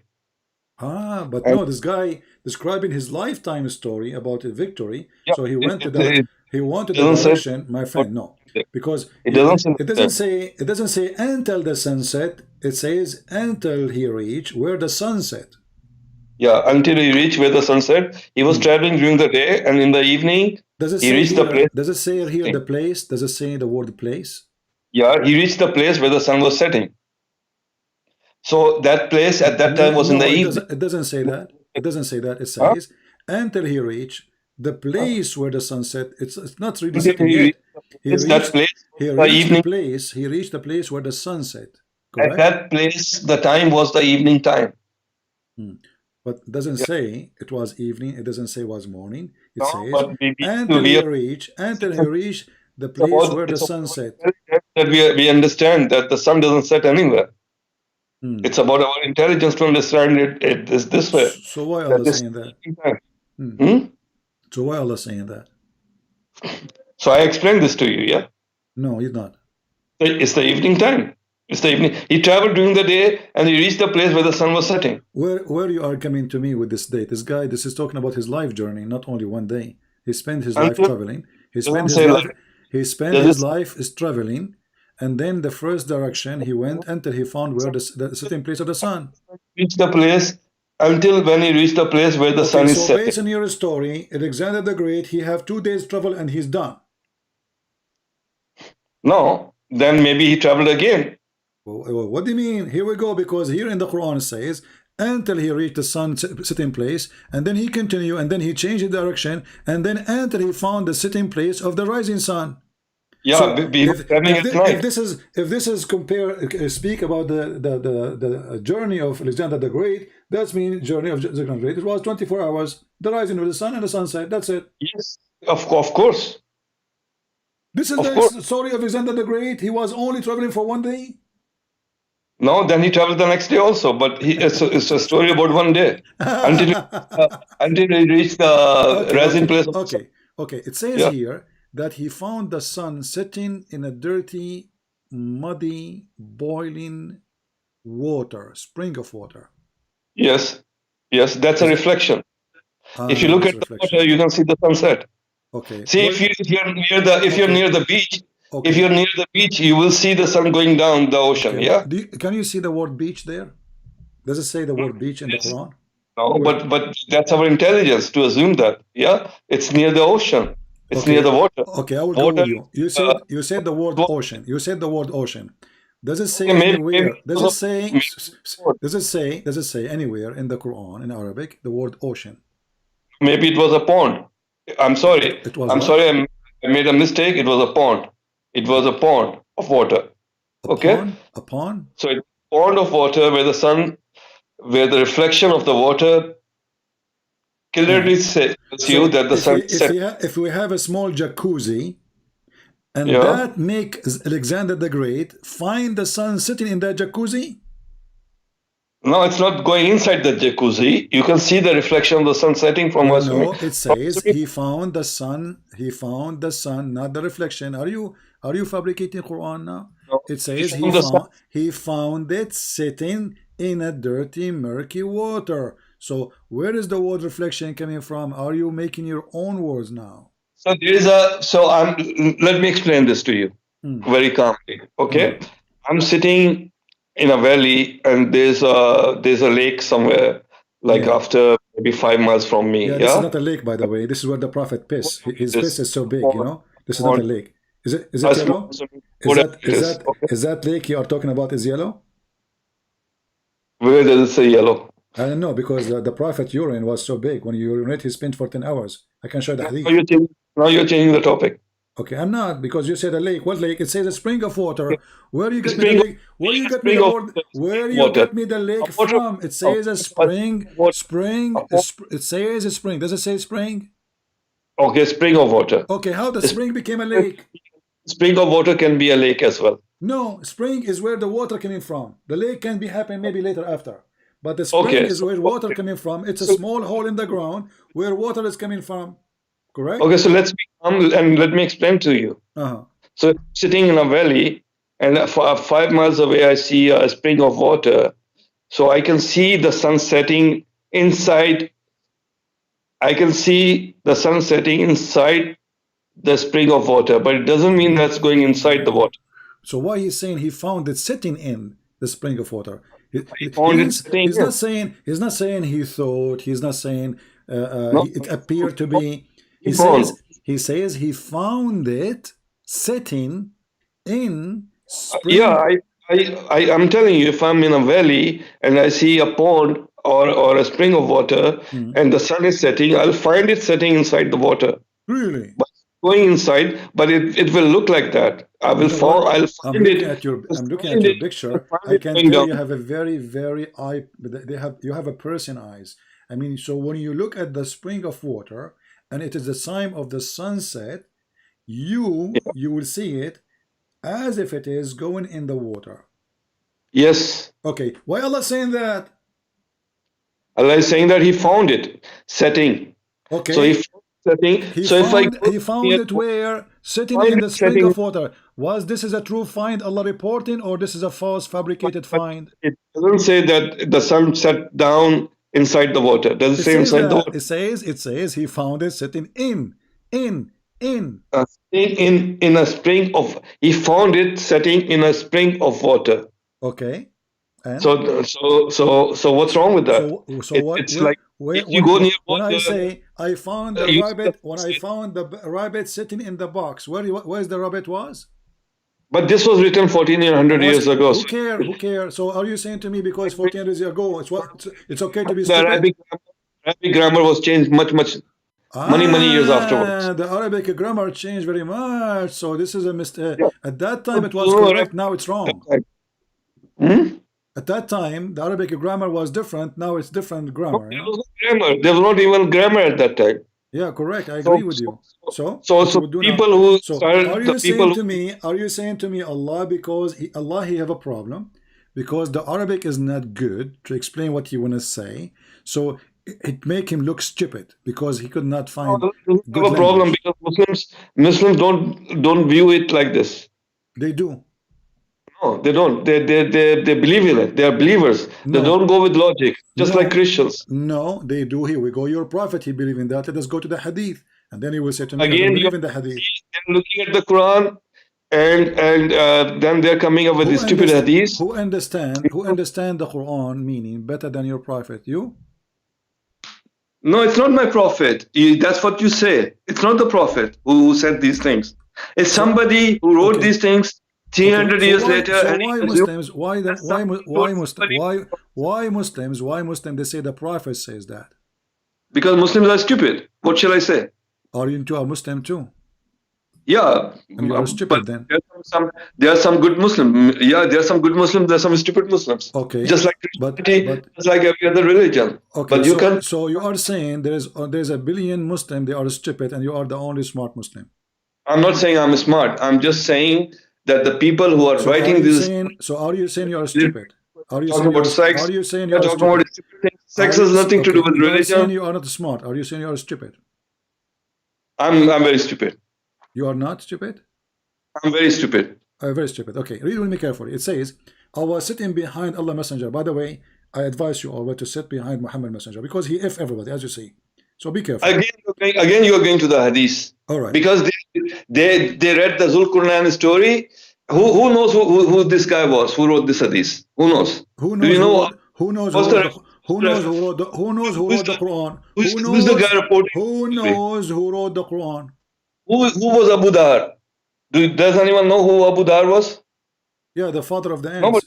He have sex with the ant and he have babies from the ant. See, nobody knows who Abu Dhar was. Okay, who's Muhammad is? Who's Muhammad is? He didn't even live at that time. Who's Muhammad is? Muhammad is the praised one. He's the messenger of God. But I ask you, who is he? You do not know. I ask you what his first name, you do not know. What his last name, you do not know. We are believers. We are not supposed to know these things. We just need to know. Okay, it's not supposed to know who is Abu Dhar too. It's not supposed to know who is Al-Bukhari too. It's not supposed to know who is Abu Bakr too. It's not supposed to know anything then. So what's the point of this religion? Now, my friend, listen carefully. The Seer Prophet is explained the Quran says, Abu Dhar, he said, I was sitting behind Allah Messenger for his security, by the way, was doing that because Muhammad is very, very aggressive if you sit in front of him. I'm telling you, be careful. So he was sitting behind the Messenger of Allah who was riding a donkey. While the sun was setting, he asked, do you know where the sun set? This set? I replied, Allah and his apostle know best. He said, it set in a spring of warm water. Sir, do you know where Samarkand is? Samarkand? Yeah, it's next to Samar, and Kand is next to it. Samarkand is hundreds of miles away from Makkah, yeah? And there's a guy sitting there in Samarkand coming up with this Sahih Hadith. 300 years later. Abu Dhar is from Samarkand? No, not Abu Dhar, this Sahih al-Bukhari. Yeah? He's sitting in Samarkand and never been to Makkah. First of all, this is not Sahih al-Bukhari. Secondly, if Sahih al-Bukhari is the most accurate, he is collecting the hadith, he is not making hadith. Al-Bukhari is a person who make a book to collect what Muslims they said before him. He is not making the hadith. He's collecting sitting in his office in Samarkand. Doesn't matter where he said.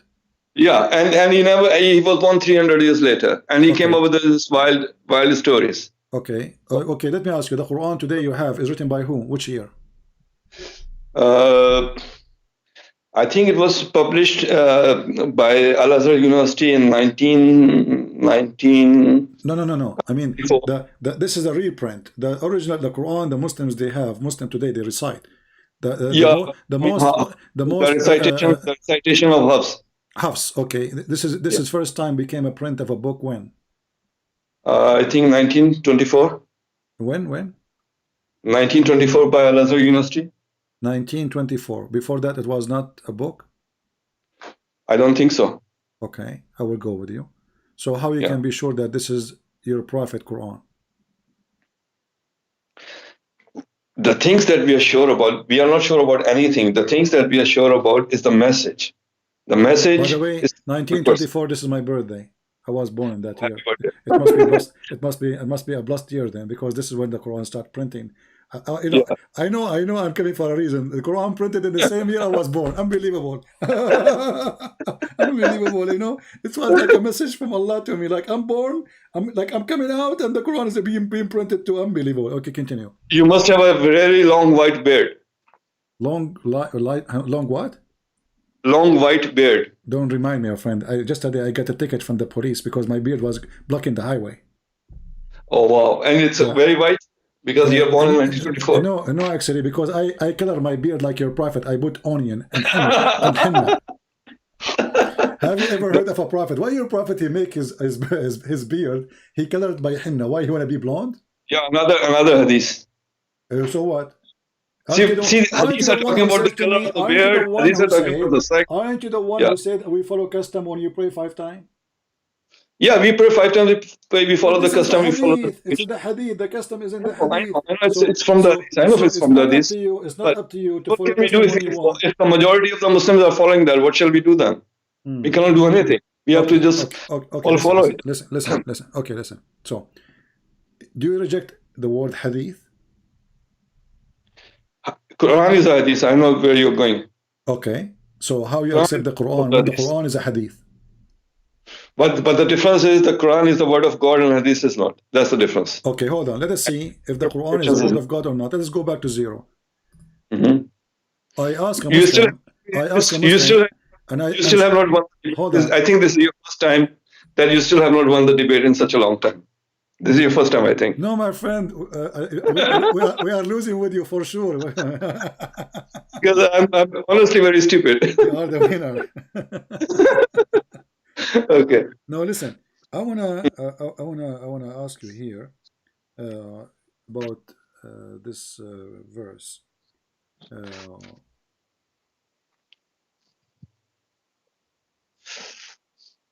I want you to tell me what is this verse is about. I'm really confused and I'm very worried. Yeah, I'll explain it. I have a grandfather. He died standing up and he was holding a stick. We spoke to him last month. He did not answer.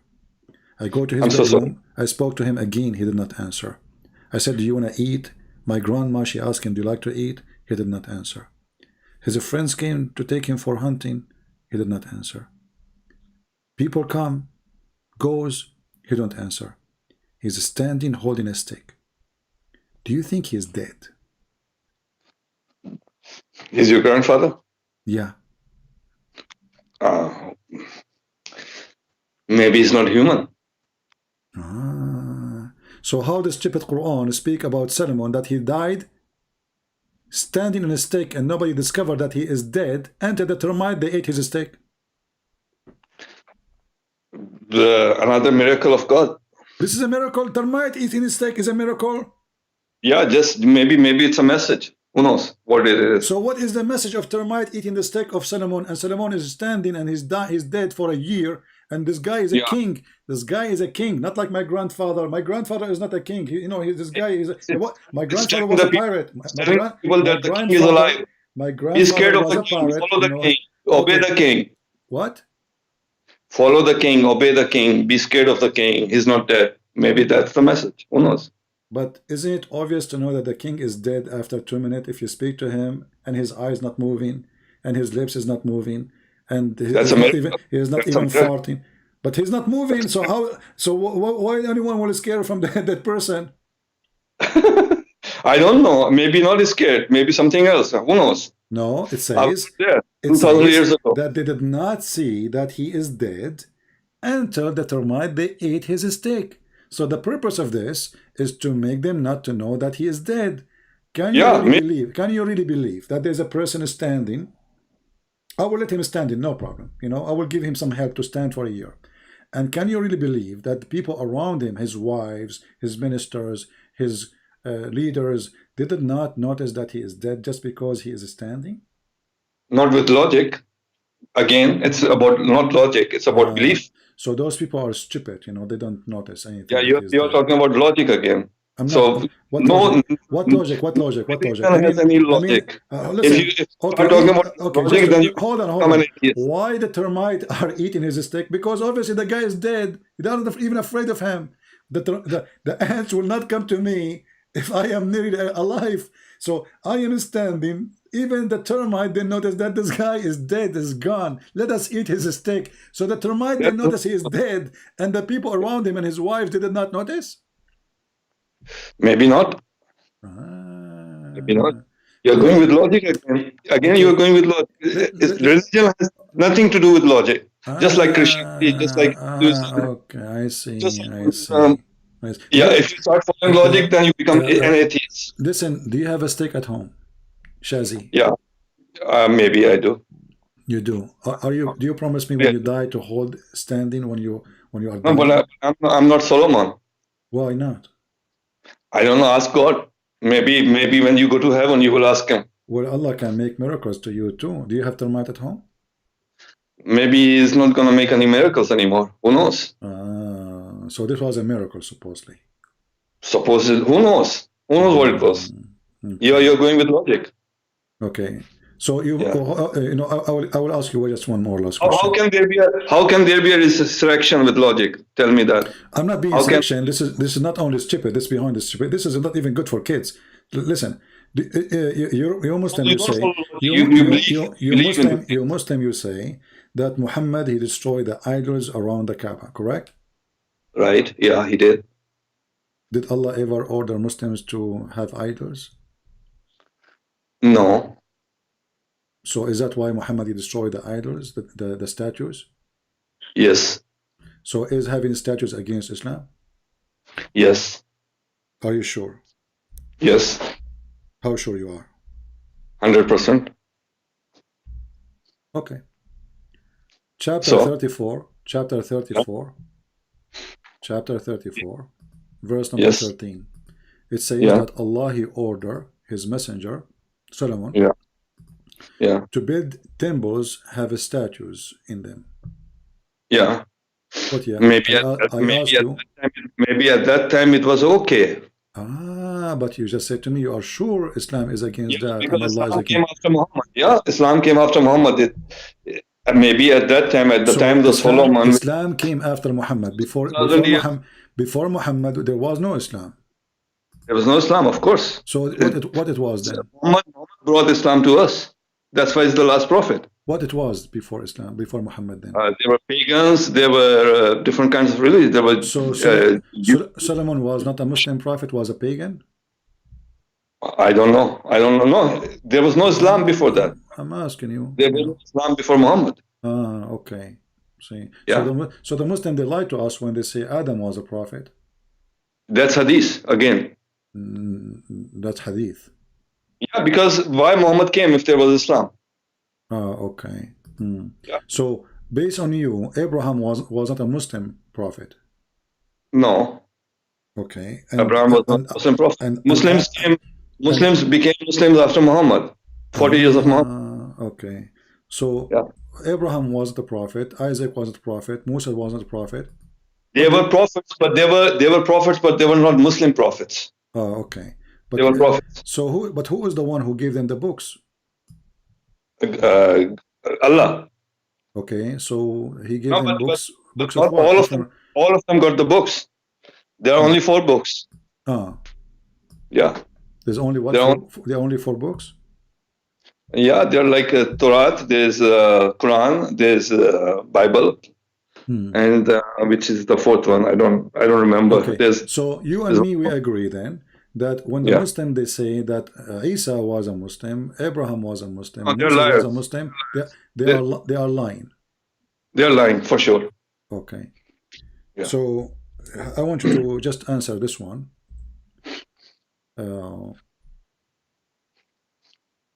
Let us see this. See, these are the Muslims who have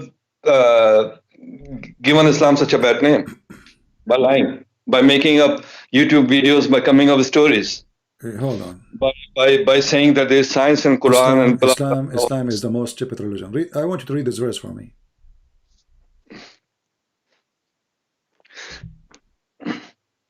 You cannot say which religion is the most stupid. Actually, you know, my friend, like, just read the verse for me. Which religion is the best? You cannot say that. I have long line of women. I am a prophet now. I have long line of women waiting for me outside to do boom boom with them. Please don't waste my time. Read the verse for me. Isa perceived unbelief on their part. This is the verse 52. Yeah, 52. Yeah, this verse saying, just to make it short, it says that Isa, he said to the believers, the followers, the disciples of Isa, he told them, we are all Muslims. And you said to me that they are not Muslims. The only one Islam came after Muhammad. It doesn't say Muslims. It doesn't say Muslims. It says Allah's way. It doesn't say we are Muslims. It says that. Read it. Where does it say Muslims? It says Where does it say the word Muslim? Read it. Okay, I'm reading it. I don't find it. It's in front of me. How come you don't see it? Then when Isa came to know of their disbelief, he said, who will be my helpers in Allah's cause? The disciples said, we are the helpers of Allah, and we believe in Allah and bear witness that we are Muslims. Okay, so there was, I'm wrong. I'm not as educated as you are. I'm sorry. Please forgive me. We were Muslims before Muhammad, according to this. Okay, thank you, my friend. I have to hang up on you now. It was fun talking to you. And I want you, next time you pray to the moon god Allah, as you said, you know, to tell him, Christian Prince, say hello. And tell him that I look at the moon and I look at the prophet. I look at the moon and I look at the prophet. And I look at the moon and I look at the prophet. And I look at the moon and I look at the prophet. And I decide that the moon look way better than the prophet. All right? So I will hang up on you. I want you to listen to this video so you can laugh. And you are the one who said, and you are the one who said that the prophet. By the way, do he look so good? I will say one thing before you hang up. Yeah. That you criticize Islam a lot, but there are a lot of things in Bible and other books as well that you ignore. You are a very educated person, and it was an honor talking to you. Thank you very much, sir. You're welcome, but I don't ignore anything, my friend. No Muslim can debate me, and no Muslim can prove us wrong. Thank you. If you debate about Christianity, you can. Nobody is stopping you from asking about Christianity, and you will see that you are no. You know you will lose that debate. You will lose that debate for sure. Okay, give me a question. I will give you a chance, even though we are going. Give me a question. No, give me a question to make me lose. No, we will not go. No. You know, I decided to forget about those women lying in front of my house to do boom boom. Give me the question in Christianity. No, I insist. Give me the question in Christianity, which I cannot debate, and I will lose. Go ahead. Maybe next time I come to you and I tell you about Christianity and you will... Next time. There's no next time, because by next time you will become shish kebab. Sure. Your wife, she will see the prophet. And you will lose 100%. No. Give me the question. So what happened now? So you are saying to me, ignore, and the second we say to you, no, okay, ask me the question. Suddenly you don't want to ask me the question. What happened? No, because today we decided to only talk about Islam. No, we did not decide anything. Here we go. We made the decision. I am a prophet of Allah, and I say worship me. Here we go. Give me the question about Christianity, which nobody can answer. So I have to cook food. I have to take care of my children. It's already too late. Next time. All right. Take care. All right.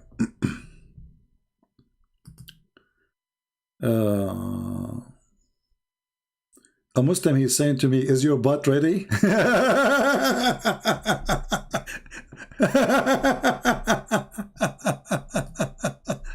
What a butt religion.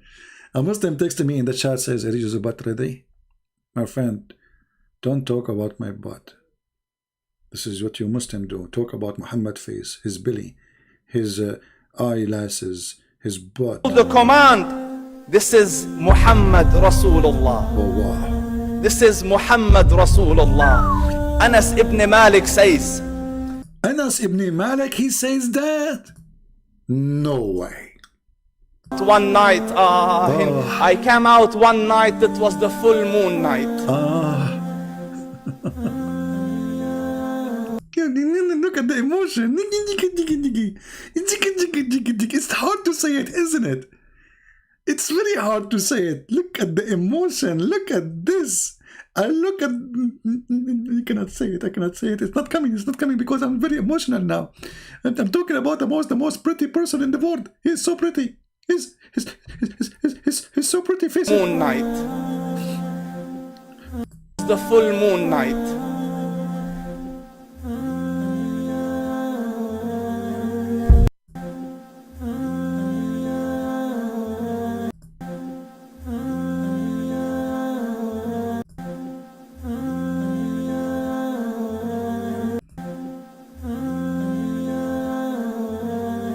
Guys, I'm planning to do this until tomorrow.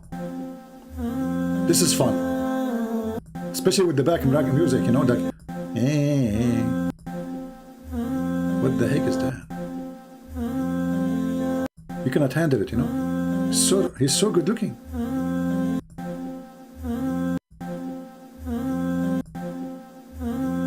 What the heck?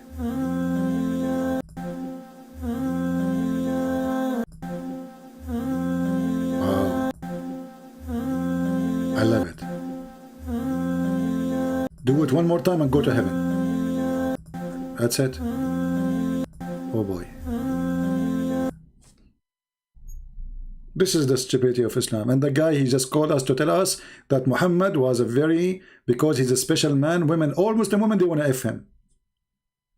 All Muslim women, they want to F Muhammad. And you are telling me why I don't feel lucky, why I did not come as a prophet for Allah. I mean, what's wrong with me? Why Allah did not choose me to be a prophet? And I will do that job. I will be sitting reclining in my chair. And women, they come by thousands. The praised one, the praised one, the praised one, CP, the praised one. We want to do boom boom with you. And the CP says, okay, hold on. Only pretty women, okay? Think carefully. Only pretty women. If you are not pretty, get Betty. Pretty are welcome. Not pretty, Zori. What a stupid cult. I want to say thank you guys for being here. I hope you have a good time. At least this guy, he have the guts to call me. And it's not his fault that Islam is stupid. He's a nice guy at the end of the day, you know. I have nothing against him as a person. You know, he's a gentleman. He's a nice. He's not rude. He's not etc. But as you see, this is what Islam is about. Who can fix this cult? Nobody. Right? Okay. Jordan Peterson. Who is this Jordan Peterson? And you know, the Muslims, they seek fame, so they interview supposedly famous ones. And what, here we go. Already they interview the guy who is Antichrist, and he got them busted. He told them that the Messiah, he thought he is the Messiah, which means Muhammad is a liar, because the Quran says that he is the Messiah. So Muslims always, they do stupid interview, and the more they do interview, the more they get their prophet busted.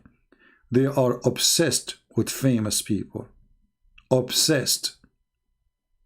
They are not even making interview with Muslims. They are seeking atheists, seeking people who don't believe in God, for they are desperate for power, for fame, for money. But nobody want to tell us the truth about his prophet. Atheist is the helpers of Muslims today. What a shame. Garbage in, garbage out. Thank you for being here. May the Lord bless you. And don't forget to salute the moon god as our friend agreed to call him. Take care. Christ is Lord. Islam is a scam. And we prove it every day. Don't forget to subscribe to my account, Arabian Prophet. I have the link in the info. So please click in it, because soon we will start going live in that channel, not in this one. We will put this one for sleep for some time. Just take a note. So if you don't see us coming here anymore, that because you are going live in the Arabian Prophet channel. And the link is in the info. You can click in the info. You will find the Arabian Prophet channel, so you can subscribe. All right? God bless you, and see you soon again. Take care.